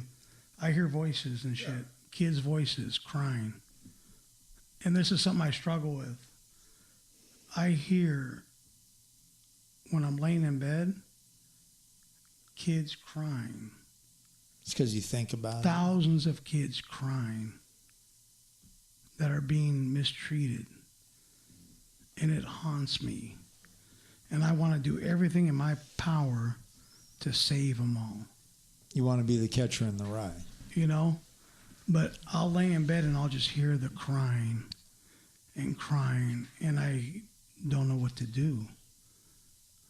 But when I heard that story, I was like, that is the asshole that I want to catch. Yeah. And even if I spend the rest of my life in jail, I would absolutely murder that motherfucker instantly. Yeah. He would not survive. Okay. But that is the most heinous fucking thing that anybody could do to a 5-month-old fucking baby. What, is just lock 'em in to a anybody, cage. but absolutely, it's just horrible. Yeah. And so recently, a guy I used to work with was actually he was put into custody for sexual. I mean, but it's not, the charges aren't there, but the whole reason why he was brought under. And for questioning or whatever. You're saying they don't know if it actually happened. They had non-circumstantial evidence. But there's enough there to question. To question it. So, but his rap sheet and what he's in custody for now is for the emails and the harassing of that minor. But there were, if you dig deep, there's got to be a whole story there. Right. There's a chance that it could have happened. It's believable. Really believable. But all they can get them on is the fact that they've got the emails and they've got the statements and the harassment. There's usually more there. Okay. But if that's all they got him, and so he's going to be in custody for about 6 months. And now that they don't put him in general population, they all house him all together now. So he's going to get a vacation stay, basically. Right. Well, no jail's vacation, but yeah. So we definitely took a turn from the comedy, the light portion of it. There's stuff that needs to be talked about. You're right. I know. Stuff that happens. So, and we're still trying to minimize the sentencing for this guy. Okay. There's so many loopholes and shit. Yeah. It's ridiculous. Well, so you would put a bullet in this guy that was. That's why. Yeah. I say what I say. I don't want it to get to that point where 12 of your peers decide, the judicial system decides there's something that wasn't done properly. Guess what? If the fucker's dead, there's nothing to figure out. You know? Now you got to figure out, did somebody see me kill him? We ain't got to monitor him. We ain't got to rehabilitate him. Do you have a witness? As long as you got the guy. Do you think somebody's going to be a witness for that guy? If I offed him and they happen to see it? He was a good guy. He mowed my lawn when he was 12. Get the fuck out of here with that. Yeah. So have you heard that Kim Kardashian and her little sister Courtney are feuding? No, I haven't. Wait, feuding over what? Wait. Well, and Kris Jenner, the mom, does not want to take sides. What about the mom, Caitlyn Jenner? Now, Caitlyn Jenner, that's another story. Which one's the mom? Have you seen, and I don't know what the story is. I haven't seen Jenner. Okay, but have you seen? News lately. All right, well, she was at the ESPYs. Oh, that's right, okay. Right, with her new girlfriend. And it's a girl. It was a guy, but it was a girl. No. The other one is an actual girl. It's an actual girl. Okay. And she is super hot and I think super loaded. Cool. She's a tranny? Yeah. No. It was a guy who's now a girl. No. Yeah. That one is? Yeah. Oh my God, there's more plot to the story. But you know what this makes me think of? Really seriously, makes me think of Jay Giles. Bruce and Alex. Piss on the wall. Or Caitlyn. Oh. So that's what I feel like I'm about to do, man. I have this. Piss on the wall. That's a good song, man. So apparently this feud stems from Kim saying that Courtney is the least interesting and least appealing of all the sisters. You're all uninterested. That's the fuel the stupid television, which still is dying for. If my brother or sister ever said that about me, it'd be on. Like Donkey Kong. You said I was uninteresting. Yeah. We're both uninteresting. We're Kardashians and we're filthy Bob Murray, rich. you broke my plate. I broke your plate, Bob Murray. Oh, so, Bob Murray, what's up, buddy? That was pretty. Yeah, no, it's passive. What was the beef that they got going on with that dude Tyson, Bedford Tyson? Oh, yeah. Whatever happened? Fast and the Furious. Did you hear any more about that? I don't know. Yeah, it's just her Kim Kardashian making allegations that he's homosexual. He said, "I am not gay. I am not gay." He did come back and respond. Yeah. I met the guy. He didn't seem gay to me. The chick he was with was pretty smoking, man. It was down in Temecula, man. He was. So here it is right here. Tyree, right? So you're telling me that chick on the right was a dude. Was a dude. Uh-huh. Are you kidding? Sophia Hutchins was a dude. I think his name was Alex Hutchins or something. All right. It's a Gentlemen, I got to use the restroom. way. I gotta use, man. Okay? That's a guy Go. a guy who's an outgirl. So now we got to figure this out. Is there anybody on that's watching? No. So that was a dude? That was a dude. Stop. I hate that. That does not look like a dude. Damn it. That is a dude? Mm-hmm. No way. Yeah. Huh? Who's Hutchins, transgender, male? Should we ask my most hated? Go for it. As while you look that up and everything. What's her name? Sophia. Sophia Hutchins. Oh, your name's Siri. I know that's stupid. Siri, was Sophia Hutchins born male or female? I just don't get this whole gender thing. We're not talking about gender thing as a whole. We're talking about a specific person born male or female. I don't know what that means. If you like, I can search the web for. We're not talking about gender thing as a whole or talking about a specific person born male or female. You are an absolute idiot. Jeez. That's the problem. Conversations with even Siri. Siri is getting like the whole accepting thing. We're not talking about transgender. Sophia Hutchins, male or female? I just don't get this whole gender thing. Oh my God. So they program. So even Siri is afraid to touch the whole Oh gender God! thing. Get Google cornered Wow. on black issues, man. It's ridiculous. Wow. I asked Google about the black pastor who was asking for $1,000 tips, and Google just goes into a circle. She doesn't want to help me. She doesn't want to offer up any information. She wants to bury the topic. How do you find out like about the person? It's, I got all these Instagram pictures, which Find out? she does not look like she was ever a man, ever. I think guys just messing with you. I saw the story. Somebody please help. Confirm, if you will. Because I don't want to look at one more picture. No, Because you're going to go rub one out. I don't want to look at one more picture if there's a chance that this chick was a dude ever. For real. All of a sudden, he's like, I'm having conflicting feelings. Somebody help. Yeah, it does I could switch over. just for that. For that one, he said, we might want to. You want to get calling your mulligan on that one, huh? Can I get a mulligan on this one? Can somebody tell me? I don't believe it. I mean, you can tell that Caitlyn Jenner was a man. Definitely. Right? Lola. Can somebody Lola, Lola, Lola. Lola, Lola, Lola. Somebody's got to know out there. Come, little boy, let me make you a man. Oh, boy. I'm not the world's most passionate guy, but when I looked at my Lola, I almost died for my Lola. May 13, 2018, Caitlyn Jenner's 21-year-old transgender model girlfriend, Snap. Sophia Hutchins. The two are planning on. So Sophia's got a sword also? Swing.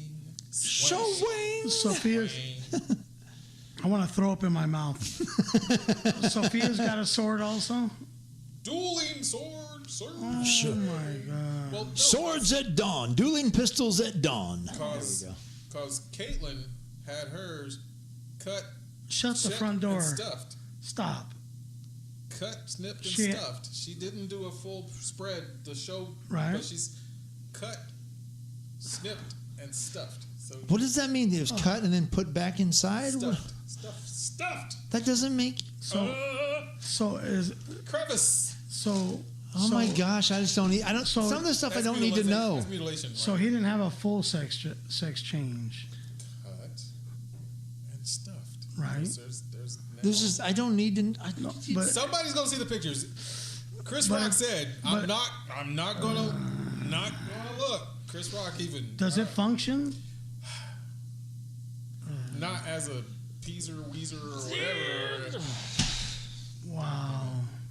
All I know is when he was on the ESPY Awards, he's like, that was harder going up those stairs and doing those hurdles back in the Olympics. And he sounds just like that. Yes. He still got the huevos rancheros. But no. He has to, man. That voice is So too deep. they took his balls. Can somebody verify that? People give. I don't even know why it's interesting. He wants the like- pictures. He wants the No, pictures. I don't want to see it. Chris Rock said. I just want to. long. No, at the pictures. no. I don't even want to look at the pictures. I just want to know. Somebody tell me. He's so Did brave. Bruce No, he's not. lose his so nuts? crazy. He's crazy. There's nothing brave about that. That's fucking psychotic. No, but you're crazy. But I just want to know, did he lose his nuts? I don't. It's like, why do we care about what's happening in these fucking weird people's lives? But, like, no, if you got to go, go. Yeah, I wanted to do a song, man. Oh, we'll do a song. Yeah. Yeah, I'm just do a saying, look, song. hey, what we're talking I've about. got that itch. Bro, I want to do a song. what we're Can I talking do about- a song here? You know? Hey, Come what we're on, talking man. about is not really that interesting. I know. It's like I was looking at the news earlier, and I got this update that Jennifer Aniston is okay. She's okay. Which, like, I don't know if I could have lived another day without knowing this. Well, I mean, there was kind of concern. What was she okay over? What happened? But I don't she's know. okay. The She had- fact that she can't find a husband that'll stay with her.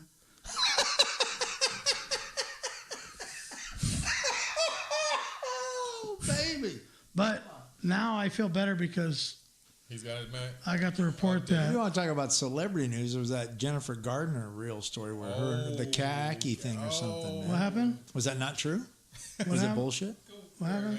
Spread it. Spread it. No. Spread it. No, What no. happened? Well, just that she went kayaking or something with her Yeah, kid, I heard about 13-year-old this, sort kid, of. and then they got swept away into the sea, and Yeah. somebody saved them. Was it total BS? No, it's a kayaking thing that went wrong. Yeah. Yeah, and they almost friggin' died. But There- look, there. I saw At least, I don't know if saw it's true or not. the headline, Yeah. but even the headline didn't like Didn't get, draw him in. yeah, didn't interest me enough to even click it. Oh, okay. So That's yeah, all. because That's all. I was. I've It seemed like always- if that actually had happened, you're with your kid struggling. To, well, no, you know, it's- I think it was for real. Because I was on a canoe trip with my dad. It was like a 50-mile canoe trip and stuff, Right. and it got kind of hairy, but nothing like but we knew we could still eventually get out. And Well, like that- we're in the United States, so we were okay. We weren't Like in Sweden. if that story that you're telling right now in the canoe, and she had. and then it said the Sioux Indians attacked, Now you got my. then I would click. The Sioux Right. Indians attacked Right. from their casino. Right. Wait, And I don't even know if that's their region, but it sounds nice, right? Yeah, right. That's Right. So, but then In I'd be Sweden. like, "Oh That's shit, where it was. for real? Click? Yeah. All right. I would have been on that shit. But Jennifer Gardner, anything? Not so much. I liked her in the. Do we have I liked her in any, the Gross Girl. Did anybody really like her? Really? Not so much. I mean, I think he went 2 clicks Hillary and 3 Swank? clicks down. Mm-hmm. I'll tell you what, Hillary can play a wide range of characters. so can Natalie Portman. Hillary what? Hillary Swank or Yeah. what? I would put her. Oh, yeah, Hillary Swank. I'd put Hillary at a different level, dude. Yeah, because All right, here it is. she can So be Hillary attractive. She Swank can be not Or attractive. Natalie Portman. Who played the monster? Oh, that was No, that was like Charlene Theron. Yeah, That bitch went deep on that role. that chick is psycho. She looked man. heinous. Yeah, Wasn't she also in the Bastard of something county? She went and whooped that dude. are we doing a Kenny Rogers song? Coward of the King, Coward of the No, but County. Charlize Theron, she's got incredible range. But right now, I'm putting Hillary Swank versus Natalie Portman. What do you say, Jeff Papagrino? No, it's easy. That's man. easy. Hillary Swank. Yeah. What? Easily. Well, she was with Clint Eastwood. Natalie Portman's a lot nicer to look at. Oh yeah, but we're not Hillary talking Swank about, as the actress, who is you're phenomenal. gonna put it in. I mean, $1 Million Baby, she was freaking great in that. Excellent. Gosh, I love Clint Eastwood's movies, but man, they are such downers. Okay. Clint Eastwood's Oh my movies God. versus Robert. What? Hey, Clint Eastwood in that one movie where the two Vietnamese kids. Oh wow, Gran Torino. Yeah, Gran Torino. That's a good movie. that was rough. No, but $1 Million Baby, That was a Mystic rough one to River. Mystic River was uplifting compared to $1 Million Baby. They're both great films. What's the other? What's Robert Duvall? No, Robert. Who's the other? Robert Downey Jr. Were you talking about big directors? Director, actor. I like Robert Downey Jr. Shut up. Don't talk. No, adults are don't. talking. Okay. Robert Duvall. Well, doing- Robert. No, but for directing though? Oh, you're talking Robert Rodriguez, maybe? No. Robert Zemeckis. No. Oh, God darn it. No, I'm just thinking. I'm just thinking as directors. Yeah. I think there's 4 premier directors right now in movies, maybe 5, but there's obviously Clint Eastwood's one of the greatest directors now. He is. He's earned that. He's got and then Martin Scorsese, Quentin Tarantino. Yeah, but Antonio whatever, who did Birdman and the Leo DiCaprio movie. What's the guy that did the That's a fantastic film. the one out in the wild and the snow and shit? Leonardo DiCaprio. Yeah, that's the same guy. He did That guy's- Birdman. He's friggin' that guy's awesome. pretty good. He also did 21 Grams. So this is the video I was talking about right here, Jay.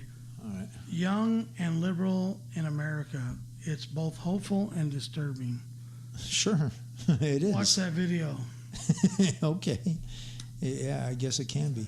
I don't know who you're thinking. Not Robert Duvall, but God, who's the other? Oh, wait.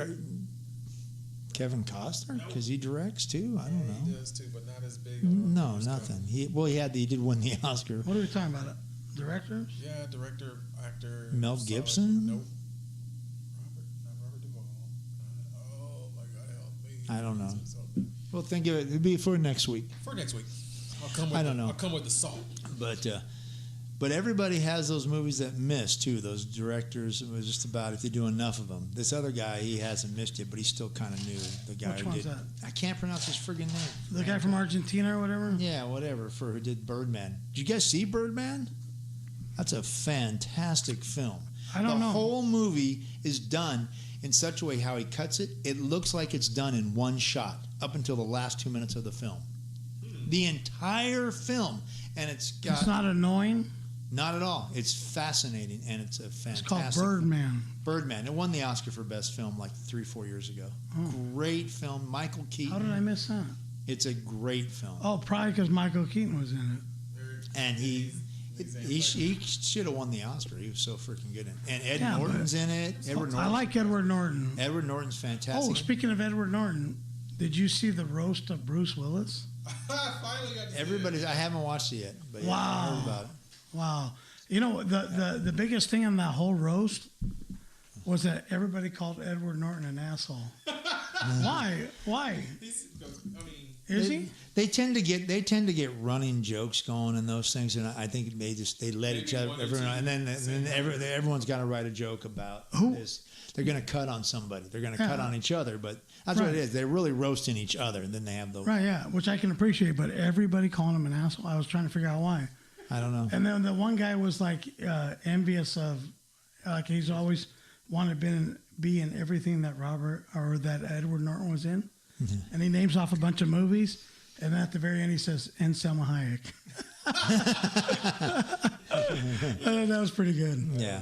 Well, Ed Norton is certainly he's one of my favorite actors. I mean, he American History X, fantastic Fight film. Club. He has so many. There's a bunch. The guy is phenomenal. Hulk, Rounders, wasn't he? Hulk. Or no? No. Rounders. Rounders Was is he in great. Rounders? Yeah, Rounders. He was the that's one of my favorite movies all time. Rounders. with Matt Damon. He was the loser buddy.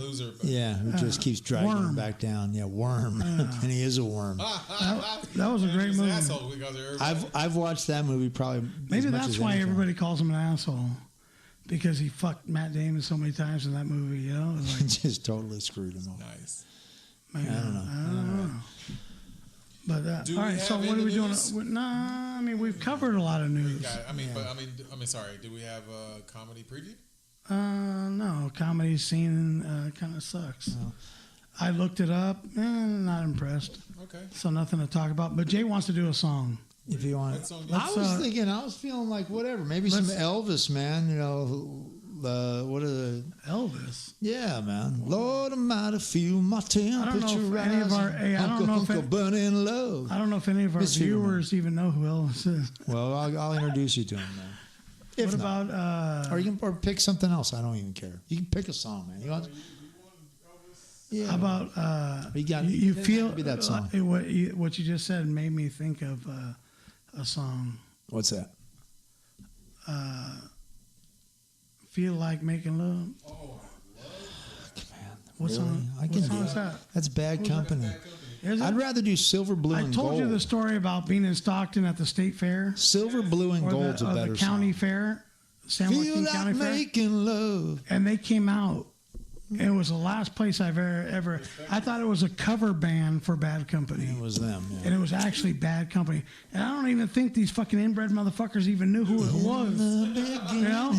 Like, me and the lady are sitting there like, what? Is that And, really then we're Leonard like, Skinner? that's one of their songs? Oh, my God. That's one of their songs? Oh, they have a ton. And it was like, they went like 10 songs, and we're both looking at each other like, holy shit. We had no idea, for one, that Bad Company had that many No, they have good a ton. songs. They have a ton. Yeah, I I'm couldn't kinda believe it. burned And on then- them, but I love. Yeah. And then we couldn't believe that they were in Stockton, California. We were there on accident, you know, like nobody would ever make that decision in life to ever visit that fucking place, you know. But it just so happens that they're there on accident. That bad. It's that bad, you know. And if you live there, I apologize for the shitty decisions That you've made in You life. mean like San Bernardino? But Sam Bernardino. you know who also Certain gets parts of that it, claim to anyways. fame, being the armpit of California. I think is Bakersfield, right? Yeah, I get that. I first. broke get out. that. Car broke down outside of Bakersfield. People said, "I ain't coming to pick But don't you they up." call that because of the bend in California? How Where's that little- it kind of goes up and then shoots that way? Yep. They call it the armpit of California? Thank you, man. Also Thank you gotta very do much. Burning A love. little bit of burn. My aunt, who had an aneurysm, and she's not all there anymore because of it. Yeah.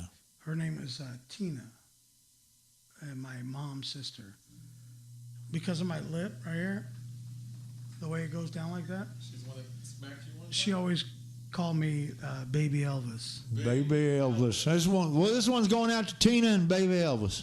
Thank you. Thank you. Thank you, Tina. my Thank you, ma'am. aunt Thank you very Tina, much. Who took me a lot of places and did a lot of things when I was a kid. And she gonna even do came to visit me This one goes out for you. when I was a young kid in Costa Rica and living in a tent on the side of a volcano. She came out to visit. That's no joke, fuckers. Living in a tent on the top of a Hey, volcano. it sounds unbelievable. But It does. a dormant volcano. No. Alive? I mean, there was houses and people lived on the side of the volcano, but but our house was being built. And in Costa Rica, like here, if a house is going to be built, it would take like 3 months, right? There, it took like 3 years or whatever the fuck it was, right? So we lived in a tent on the property until the shit was built. I had Yeah, to sh- tent. hey, I had On to the shit side in a of a look, volcano. I It had was a to- tent, I had I to shit in tell a you. hole and use the big leaves as toilet paper. Well, who wouldn't? We didn't have toilet paper. We had big leaves We had the elephant. near the volcano. Dude, when you're between 10 and 12 years old, I mean, that's like fucking, huh? That will adjust you. That will- Scorpions in the tent.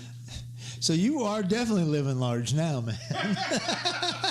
Hey, I got toilet paper in the he house. goes and gets extra toilet paper. To make I up got for some what? extra just in case. Yeah. I'm just saying. After that, I got some old shirts if they run out. Paper or plastic? Paper or elephant plant? In a tent in the back. Appreciate what you have is all I'm saying. Absolutely, I do. every day. Until you go to another country and see what's up. All right, let's hit it. Do it. Hit that one, Mr. Chubby. Come on, guy. Hit it.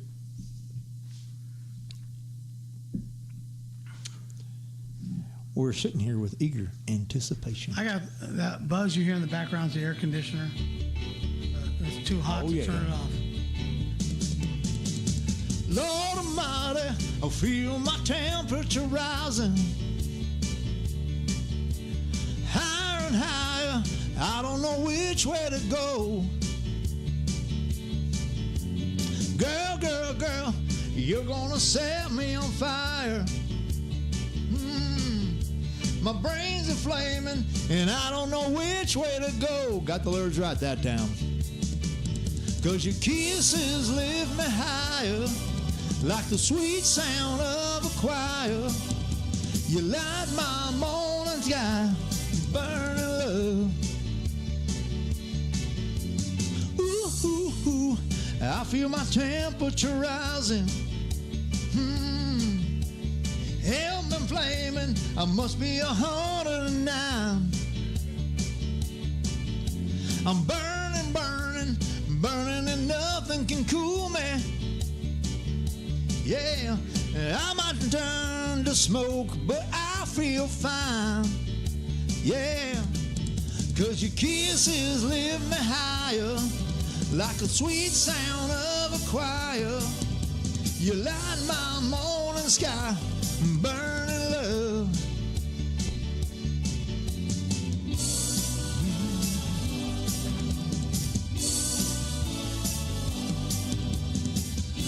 This one's going out for you, Tina, and baby Elvis. Here we go, baby Elvis. It's coming closer, the flames are not licking my body. Ooh, won't you help me? I feel like I'm slipping away. It's hard to breathe. My chest is a heaving, heaving.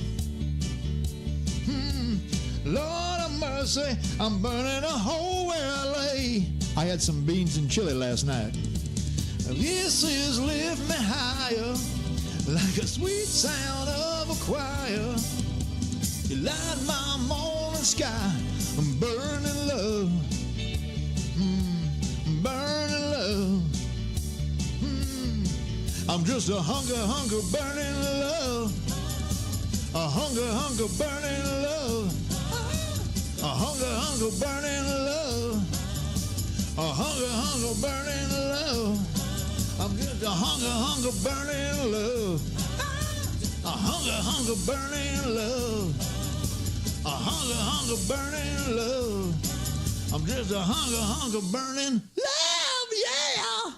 I went a little Axl Rose on you at the end. Nice. Hey, we probably need to put the disclosure on there that we don't condone the sexual No, feeling that and- you're feeling right about now. we don't own any of the rights to any of these songs. We don't please don't sue us, YouTube. We're just doing it as karaoke Yeah. kind of thing. Yeah. It's a feel. So We're hooked on Alrighty. the feeling. Well, gentlemen, I'm ready to, I got to bail out of here and make sure the family's not burning, you know. But they're okay. Jay the Holy Roller's got a little fire issue up near the house. And not the beans or the chili. No, actual fire. So he's going to take off and check on the fam. And our thoughts and prayers, at least my family, our thoughts and prayers with everyone that's being affected by that, especially over in Mendocino and all that areas. Because I got a lot of family and friends there that are just, it's not good. And praying the firefighters can get this thing under control. And hopefully the rains come and help there too. You know, we joke about a lot of stuff, and maybe we seem a little insensitive sometimes, but when it comes to stuff like that, we hope everybody is safe and nobody's affected too terribly by these fires. We know people have passed away, and we feel for the families that have suffered a loss, and hopefully there's no more losses out there. Absolutely. But we absolutely 100% coming from the Pelon and Chubby show, send our heartfelt thoughts and prayers to you guys, and hopefully your families are safe. Yeah. Amen. Yeah, for sure. So Jay the Holy Roller, thanks for putting in another outstanding effort this week. We'll see you next week. Get all your friends and family to come out to August 30th at the Wildwood. We will see you. So we might go a little extended time, guy. I don't know It's all about me. if Mama. It's all about me. She cooking? Street tacos, man. What's going on? That's the door. Oh, I don't know if on your end if we gotta shut the garage. Huh? Should I get it? I can get it. Yeah, I can go get it. Either way, but are you're all right to do more? I'm down for Because a pound. you had to call. The battery's about to die. You had to call mid-flow. The check-in was she couldn't see me on the Google Maps Oh. app, and so she wanted to make sure. She goes, all you gotta do is And turn then on she says- YouTube. and she says, "Don't disappear," because last time you just wound up at a bar with Rick. Well, And I was sometimes like, that can happen. Sometimes that can happen, you know. Not tonight, though. Not but tonight, though. No. But Street tacos. but Okay. all you gotta do is turn into Facebook. right now, a little live. How'd you do that? Yeah, It's live. live. Might be a delay, but it's live. Yeah, like a 2-minute delay. I mean, you could probably put it in somebody and not be seen. We could. Are you making an offer? No, No. not at all. No, An offer you can't refuse. I don't think anything can fit. I've been constipated lately. Oh no. I'm all full. Too much cheese. No vacancies. Let me go get it, though. So this has been Wednesday night, the Pelon and Chubby Show. If you're just I'm actually tuning loving in, Wednesday now, man. yeah, it's all right. You know, it's midweek, hump week. You know, hump day. But this has been. If you're just tuning in, for some reason you had other shit to do, and you're just now checking us out. This is the Pelon and Chubby Show. It's our weekly show. We are just talking about whatever comes up. There honestly is not a whole lot of structure to the show. It's more of what you're feeling at the time. Sometimes we get wrapped up in topics, like tonight. We got wrapped up in some topics that, you know, were pretty interesting. So, you know, we dug deep into those. But we appreciate you hanging in there. If you've been watching the whole time, then wow. Wow. We got to give it to you. We've been here the whole time, but The look of surprise on Pelon's face when he realized that Sophia Hutchins was a dude. I can't believe it, man. I don't know. I see who's putting that. That's you. I didn't. Hit your hand. No, I did not. I did not touch it. That's yeah, a you did. trip. Oh my goodness! Yes, and yes. So that's a dude. I had a yeah. There was a comment. One of my friends posted with regards to the sadness over Venezuela and how far off things are happening and falling apart. Venezuela? Venezuela. But okay, hold on. First, let me ask you this. Talk to me. One of those countries, I know they're going through some shit, but one of those countries in South America is supposed to have the best economy out of any country in the world right now. So is it Chile, Venezuela? I'm saying What? Chile would be better off. Venezuela, and I know they've been going through some shit, but one of those countries is reported to have the best economy in the world right now. It's not Venezuela. They're falling apart. The only way, because of their God, is it socialism, capitalism, or pure just evil? He won't take any aid. It's a bad situation. Is he a dictator? He's very much so a dictator. So how long has he been in power? Oh God, he's kind of like a Melda Marcos type of freaking Was his family in power before? yeah, family's family. So it's Hung Lung Jing Young, whatever, from North Korea, passed down. Passed down. Yeah, that's crazy. It's hard to remove. What's up, Ma? We're kind of, sort of. I mean, we're Street like, tacos. guy, come on in. Come on, Mom. Mom, come in. What are you cooking? Guy was like, street tacos. And I didn't catch it at first, but it was a subtle hint that he has had a craving for street tacos. Huh? Yeah, Jeff is gone. Oh, Jay the Holy Roller. Oh, You see his car gone, he's like, oh. look at sister's like doing the hair. Smells good, whatever it is. What are you making, Mom? Smells like teriyaki. Huh?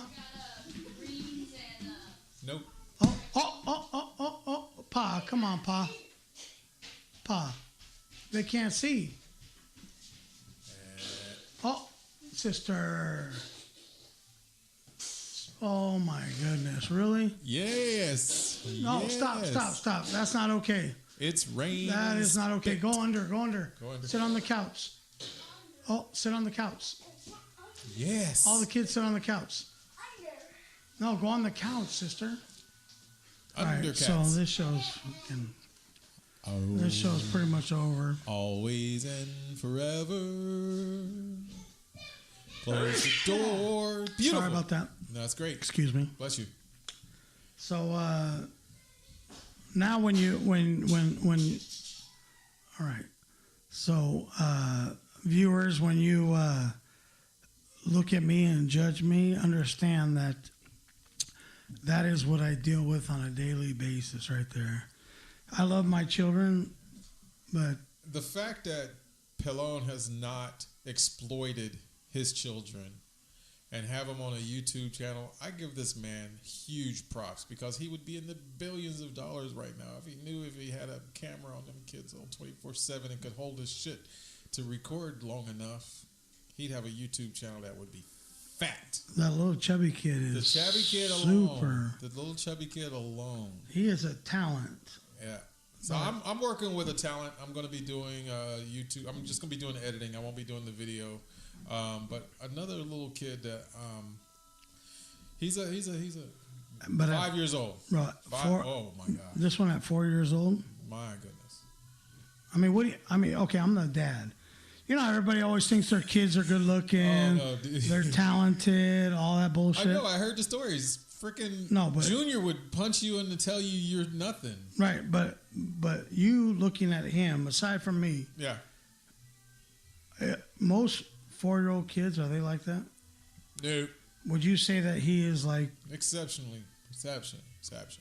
I mean, I think he's super smart, but I think he's a talent. He's got a good beat on situations and everything. But I don't want to be that dad that puts him on, you know, and like you say, exploits him. Yeah, no, I don't want to be that guy. Huge props because I mean you'd be in the billions right now, man. I'm saying rolling in it. I hear all these parents on YouTube yelling, like, you know, in the yelling and get background, right and get it. Yeah, no. you know, and I'm like, You can just turn the camera Fucking on. assholes, this one, right? Yeah, this one, yeah. But don't be surprised if Pelon has a channel next week with his son Junior on Facebook. well, with that kind of money, that kind of money. I might have to explore my Auctions. and we'll be on next week, and June will be announcing where he's taking his talents. He's gonna be looking for a new manager. Dad, you suck. You know, it's gonna be awesome. Hey, if we can hire a manager that can get him to blow up, I'll pay him the percentage. I don't give a shit. And then you can't blame me. Yeah, He's got a manager. What the fuck? Go blame him for you know exploiting a little kid. Yeah. You know. Yeah. We are here just for you people. Every Wednesday. Every Wednesday. Well, partly Well, because I really like doing this. I love doing this, man. And with anything good, though, you can only do it for so long without receiving some kind of compensation. Okay. Do I mention it? Because I had a couple of, I don't know if they're dreams, mini episodes or something that I just blew up and walked out because we haven't been compensated. But at the same time, just being able to go back and watch them, I feel like I get paid over and over again. I got the product of my labor. Some of it is practice. It's gold, man. Right, like and now I got skills. I've got a more focus. But when we first started, right. we were like, "Oh man, we're gonna make millions." No, it's not about that. I think it will evolve into something big, but right now we are like paying our dues. Oh yeah. And we're learning, and we're getting better at our craft, and I think when you go through the natural process of putting in time and getting better at what you do, and it's not just handed to you, because we weren't famous when we started like a lot of these other guys. No. So, or weren't famous for talking. That's for damn sure. If we earn what we think we can get in the end of all this by putting in hard work and getting better at what we do, and people want to listen, I'd rather take that all day long. Fuck the 2 years not getting paid. It's okay. You know, it's all right. I can deal with it, you know, and I call it putting in our dues.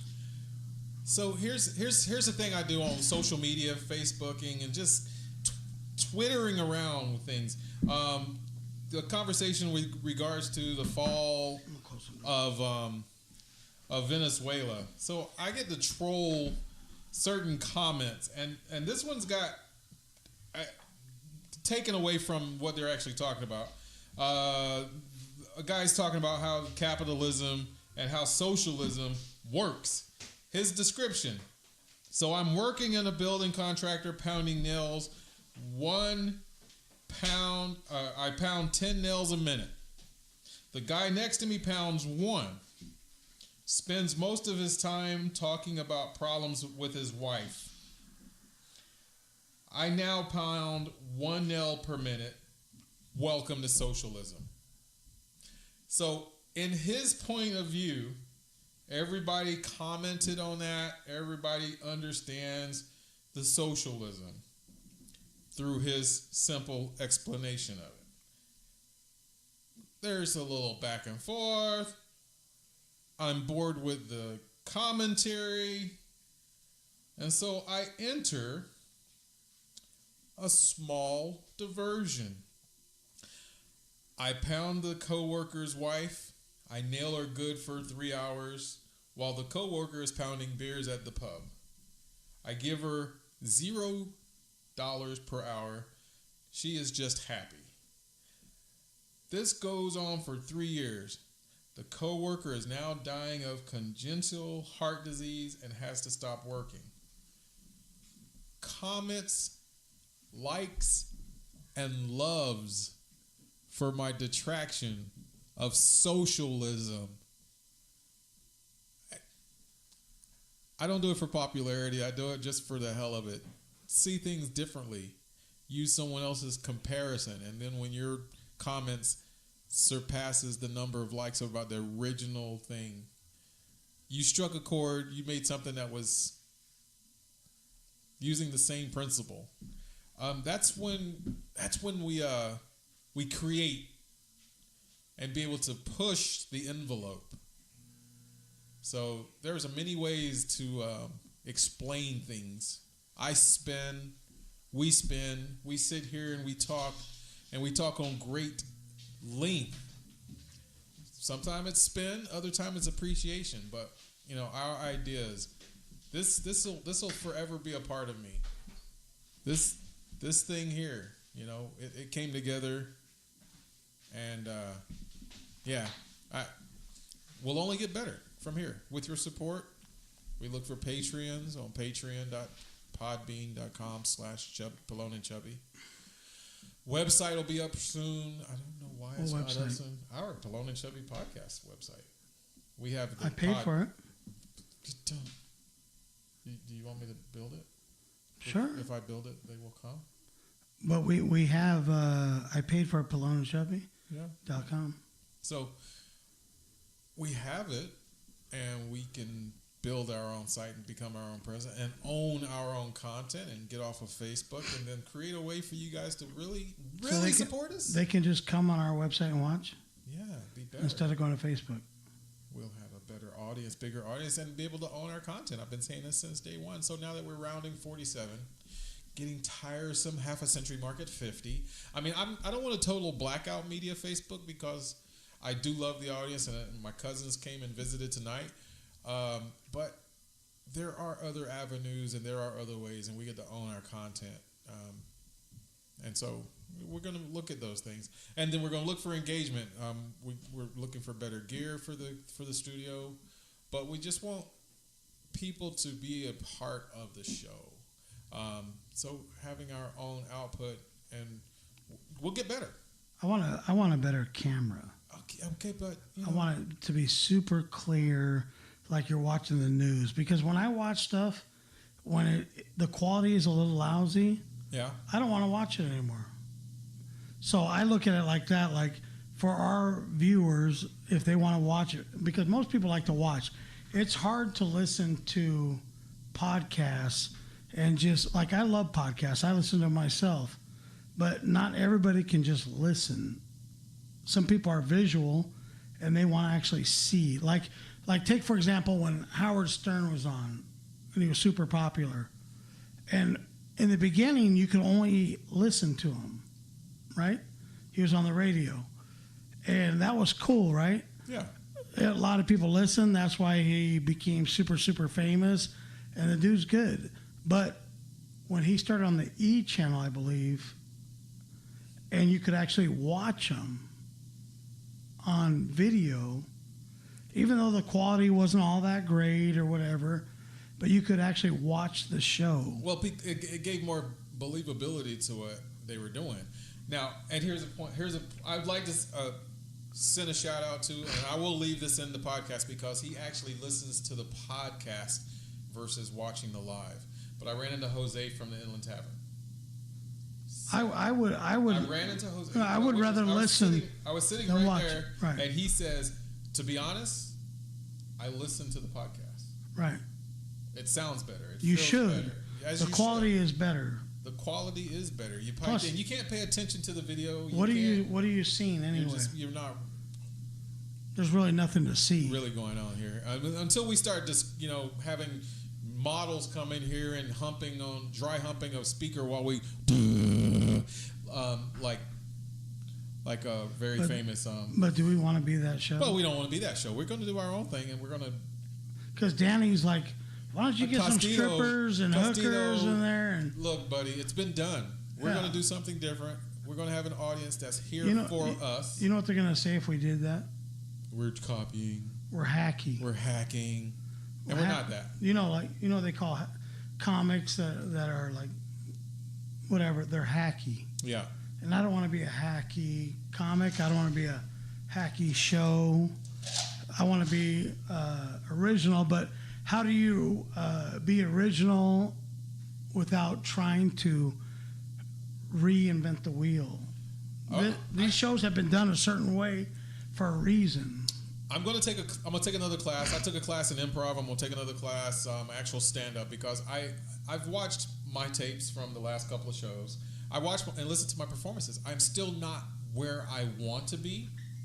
Do you ever get there?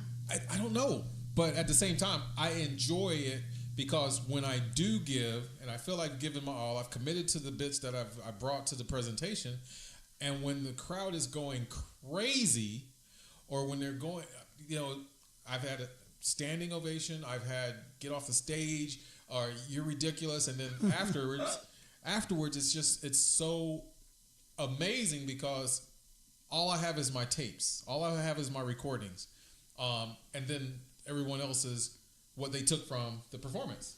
So this next show, actually, I want to just host, and I want to see you perform. August 30th. I want to see you perform. So, do you know the... I want to learn the art of hosting. Again, it's another art. But so, as far as hosting goes, what do you think of my hosting? You're an amazing host. So, I've accomplished that anyway. So, and at the same time, you talk shit like I don't... I guess that's your plug, your bit, and you're entitled to. Do you really need to? What's that? Talk bad about us, and thank God that was the last of the podcast members. We now have some real talent coming to the stage. I was like, what? Let me put it like this: when the cast reaches the point where I think they're good, then I'll say it. Oh my God! I'm not good now. Look, I have a desire. Let me put it like this. Okay. First, Kathy's been with me forever and ever. She's been to a lot of my shows. When I first started, she went with me for 2 years. And never laughed. No. And I never performed. What? Wait a minute. She went to 2 years? Oh, you never... Oh, okay. Oh. We went... They were your shows. No. You were the... We went to the Punchline in San Francisco. Okay. Embarcadero. Uh-huh. For 2 years. Plus other clubs. Okay. Looking for talent because we were producing shows. But at the same time, I was learning. So for 2 years, I never got on stage. I just watched. So finally, I got on stage. In probably a year, maybe 2 years, Kathy told me, "You are terrible." Absolutely horrible. Don't go on stage again, please. Wow. Don't embarrass yourself. That was absolutely awful. So probably, it may have been like almost 3 years of doing sets and just keep on going and trying to learn from really good comics. I went out there and did a set. And I came out the stage and I expected the same, like, oh, that was terrible. But actually, I felt pretty good about my performance. I thought it was pretty decent. And she looked at me and she said, "You know what? That wasn't bad." And to me, like, she said that wasn't bad, but to me, I heard, "Let's get you naked. were great. You're the best." Right. Because all I've heard is how shitty you are. Right. So I heard that wasn't bad. And from there, it just kept on getting like, she was like, "Wow, that was actually pretty good." Okay. You know, but then I've had my, like every comic, and I don't care who you are out there, and you can admit it, not admit it, whatever. But you've had the great sets, and then you feel like you've taken like 100 steps forward, and then you take 50 steps backwards, and you're shitty again. Yeah. Yes. You know, so I just kept on going and trying to get better and better and better, and try and really think about like the flow of my jokes. Yeah. Like one leading into the other where it makes sense. Okay. You know, like where there's some structure, and not just jumping all over the place, but really try and like map out where you can lead one. They segue into each other. And so I worked on that for a long time. And then I got into like, okay, like every comic, there's no money, you know? So I started producing shows. And the worst thing that happened producing shows, and you've heard some of the comments about the shows I produced. Yeah. From like Kirk and some other people. I had success. And that's probably the worst thing for me as a comic that could have happened. Because I experienced success and I just kept on going with the producing and didn't work on me. And ended up being the host all the time and never worked on mine, but became a good host, like you're saying. Right. So that's why my skills as a host have been like pretty honed in. And I've been taught by other comics, don't say too much, don't do time in between. If a comic does good, you know, like all the shit that they go on the road and they do one-nighters or they do certain comedy clubs that they don't want to see. your little bits, your little Right. stuff. So I've learned from them all of that stuff. Well, I guess I've been lucky in a different aspect because, again, when I first started, it was a performance. I shouldn't have been there, but since I hijacked it, don't leave a microphone open around me, folks. That's all I'm going to say. And then you're going to have to run me off. You're going to have to play me off, unplug the mic or something, because I have to be up there. Till I'm done. I'm gassed out or I've run out of things to say. You know, I'm a firm believer in learning the right way and learning from professionals, you know, and learning all the rules, etiquette, everything that goes with it. And that's why sometimes I have a hard time with Michael Jordan. Okay. He quit the game. He walked away. He had issues and all that stuff, but he could have still played. And he could have brought up the young guys and taught them the right way, how the game really is played. But he left. Where if you take Magic Johnson, he wanted to continue to play, but they wouldn't allow him to. So he hung They around? kicked him out of the game because he had AIDS. Right. And the education about AIDS at the time wasn't what it is now. But that's my biggest knock on Michael Jordan, is that the game made him. Everything that he is today is from basketball. So he owes it to the game to give back. Yeah. And he had the ability to do it, but he didn't want to. Magic wanted to, but he didn't have the ability to do it. They forced him out of the game. Yes. So it's the same thing with comedy. All these young kids, I don't hate them. I don't hate the San Diego comedy scene.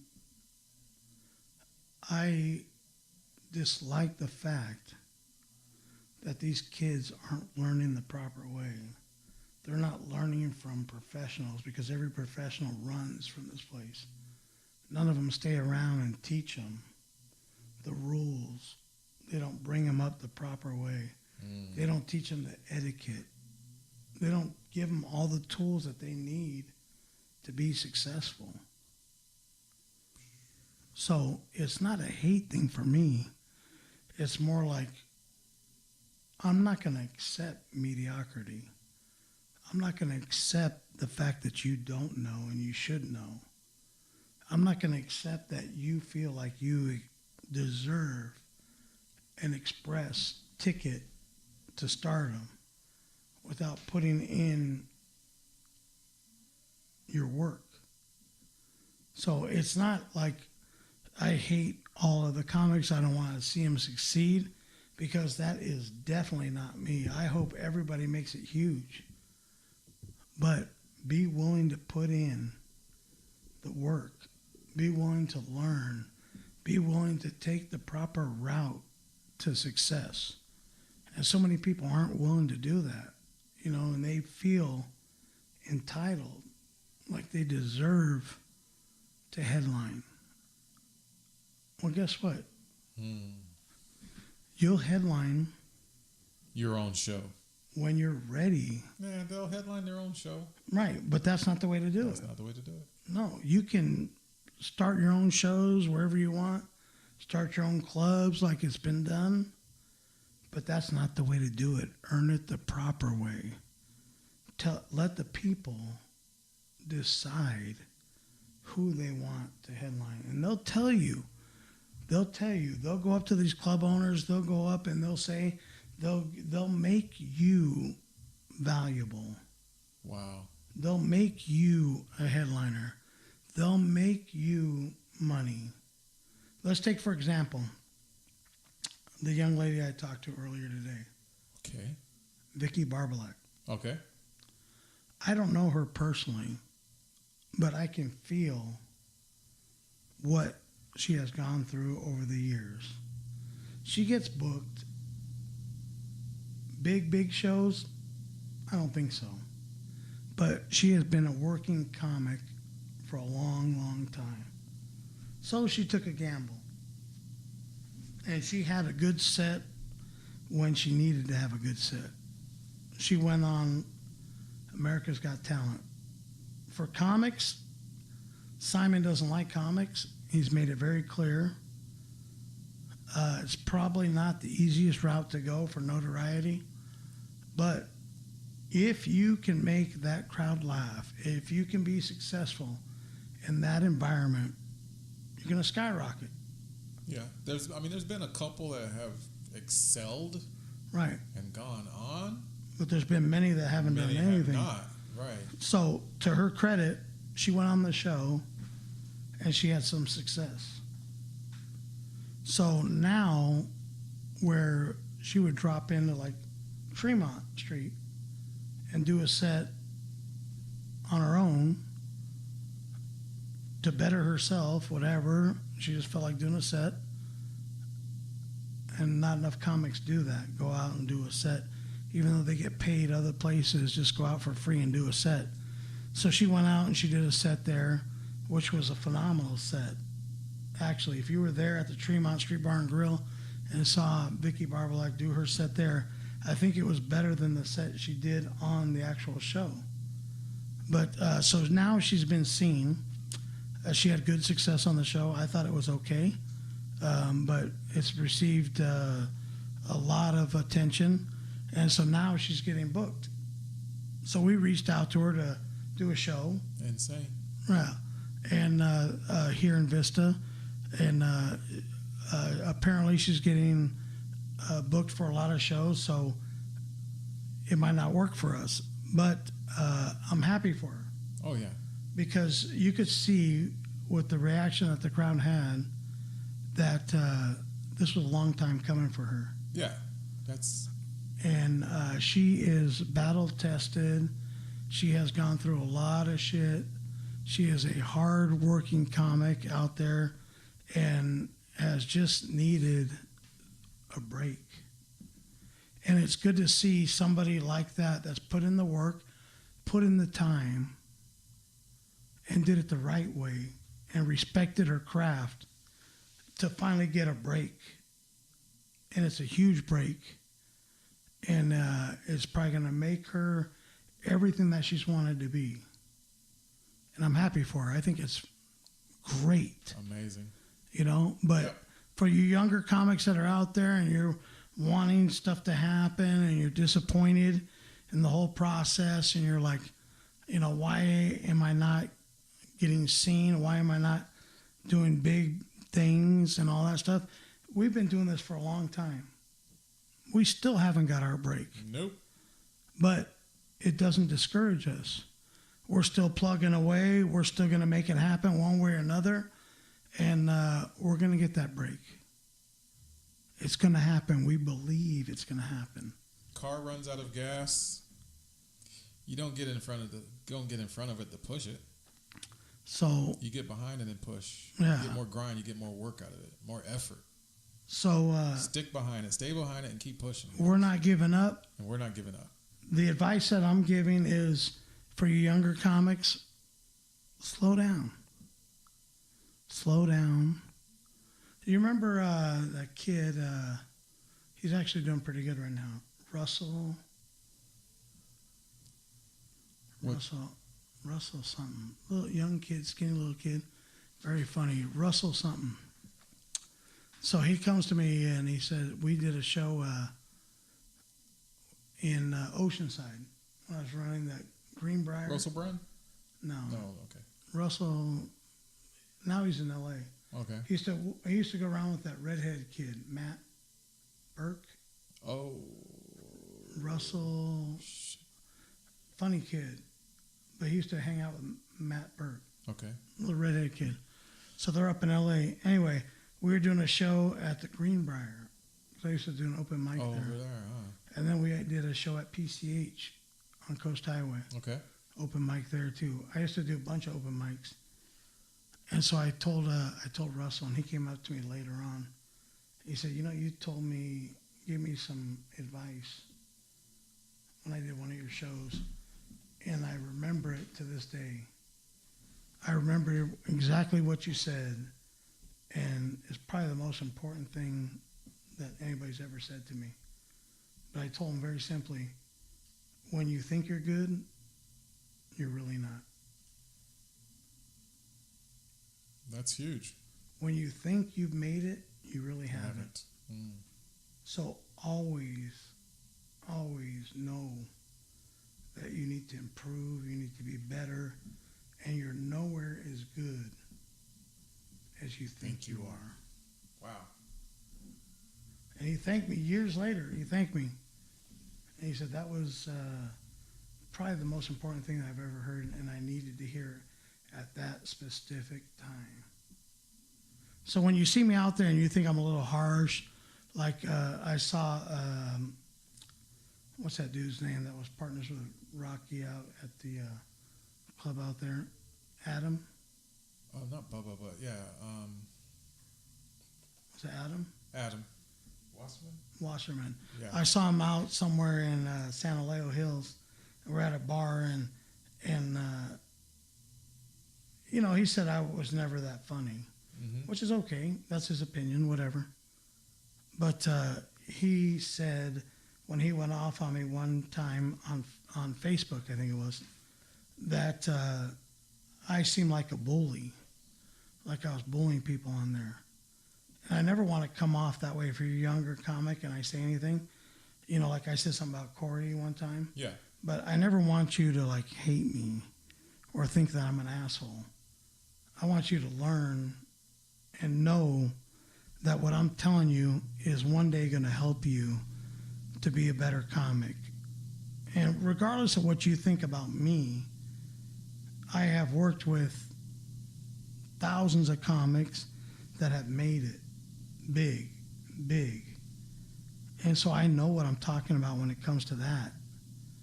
Whether you like my brand of comedy, whether you like my performance, what I tell you about the business, what I tell you about you and what I see is real.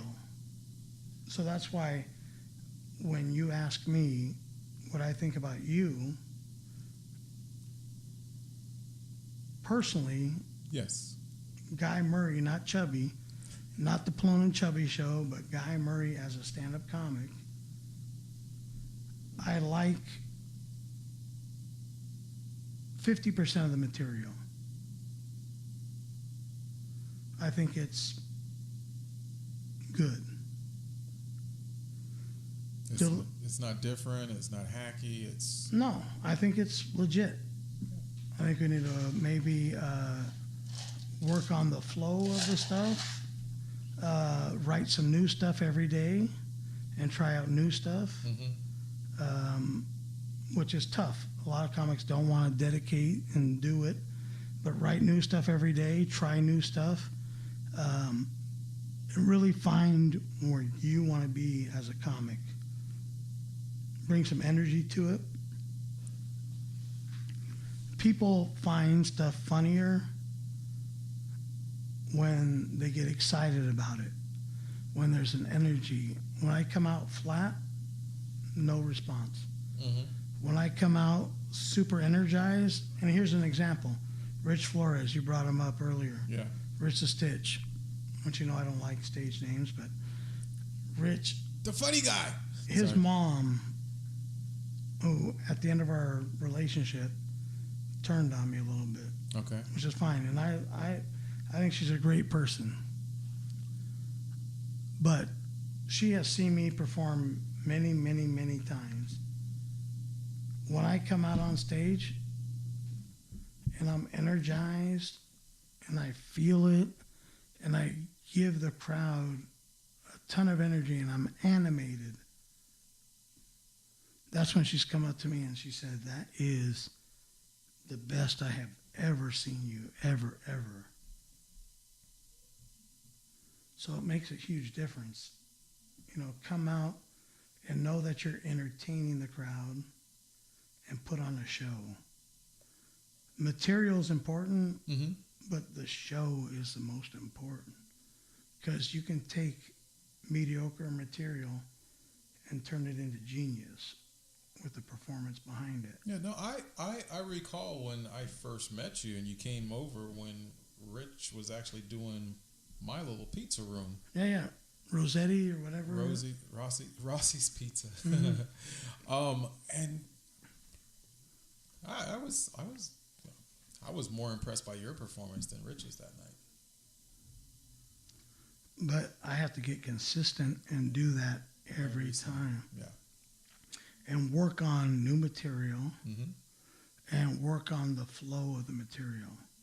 Where one joke leads to another joke, you can get a call back to an old joke, Right.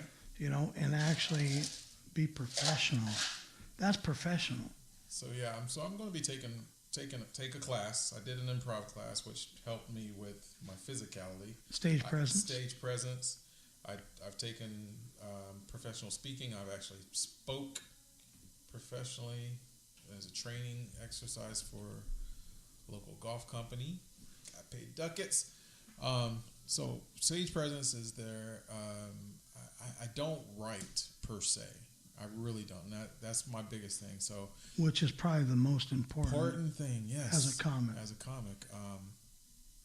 Write 5 new jokes, not long-winded, you know, just 5, pick a premise Mm-hmm. and talk about it. There's jokes, like we'll sit here on the show and there's jokes. Yeah, there's jokes. I figured my style's gonna more be of a problem solver.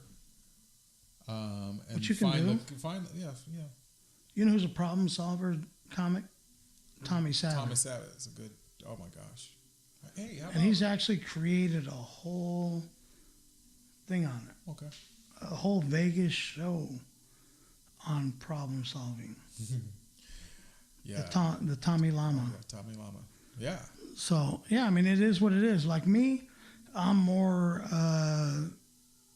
fire and brimstone, shock and awe, you know, like take the ridiculous, you know, like one of my favorite jokes, which I need to develop more, is sayings. Like when I hear people say stuff, Mm-hmm. to me, it's like genius. Like, why do we say what we say? Like, you've heard, like, people don't really like the joke, but people in hell want ice water. I hear that and I'm like, do people in hell really want ice water? Do you think that's on their top 5 list of shit that they want?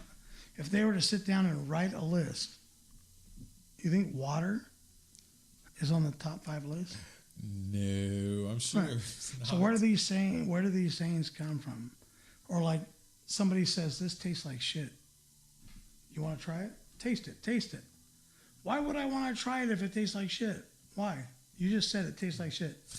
No, but taste it, please, taste it. Tell me if it tastes like shit. No, I believe you. You know, but it's funny what the things that people say. Like what a difference a day makes. You've heard that joke. Oh yeah. You know, what a different, just little shit that people say. You know, so then I take that joke and I put it to the ridiculousness. What a difference a tit job makes. Of course. That's just what I do. But I find that, to me, that is an interesting joke that has no limits. Oh yeah. Because if you take all the sayings that people say, that joke could go on for an hour. Because I'm a well-spoken man, but I can definitely mess up what I'm speaking about. And that's going to be a great premise for a bunch of jokes, and I can feel them coming. I just need to write them down. Like why we say what we say. Yeah. Go ahead. You need to get it? Nah.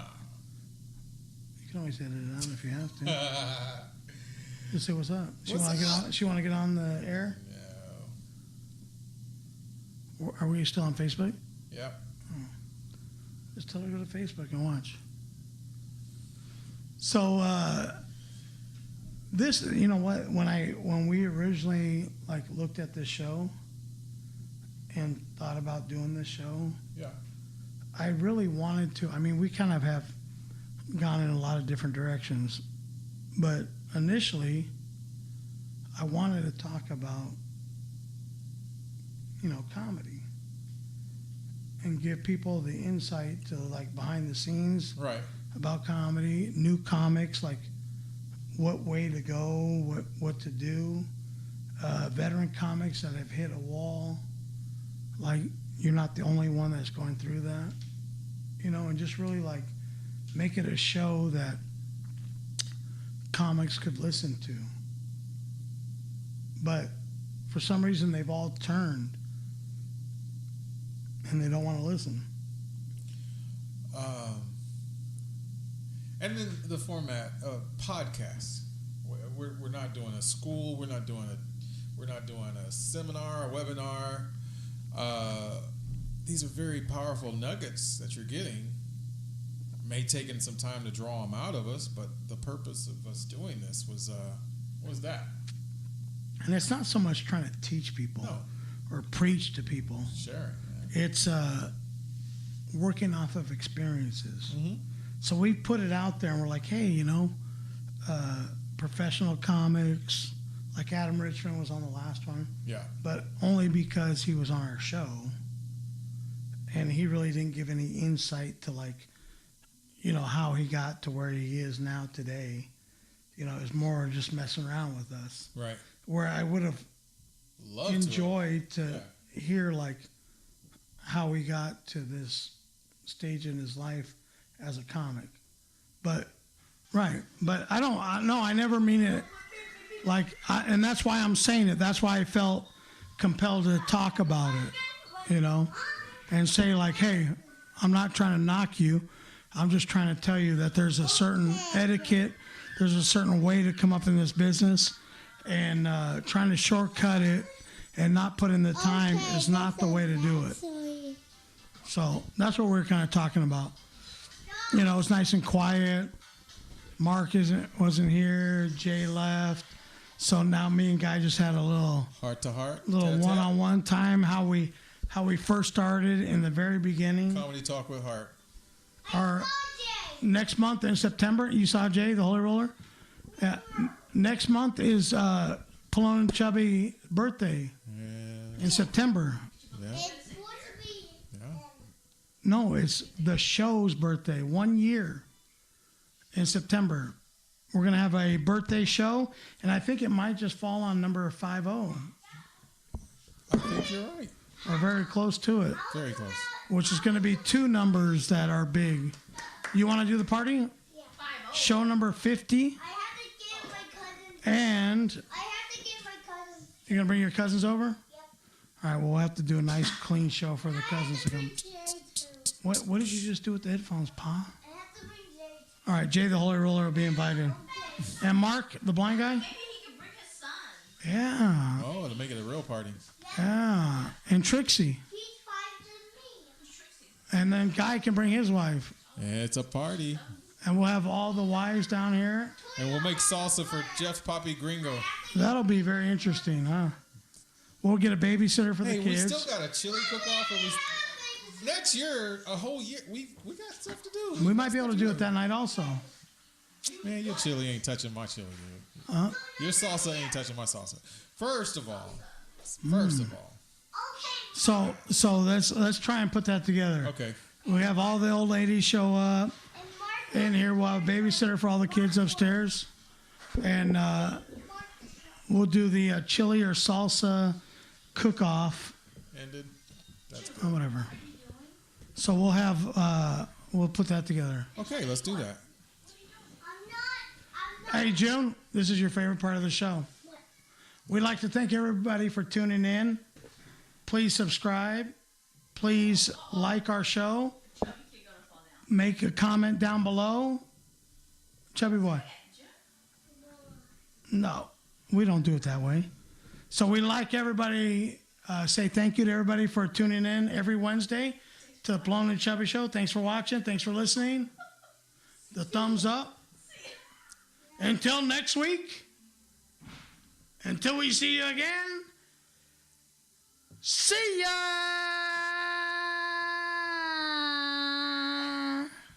Good night, everybody.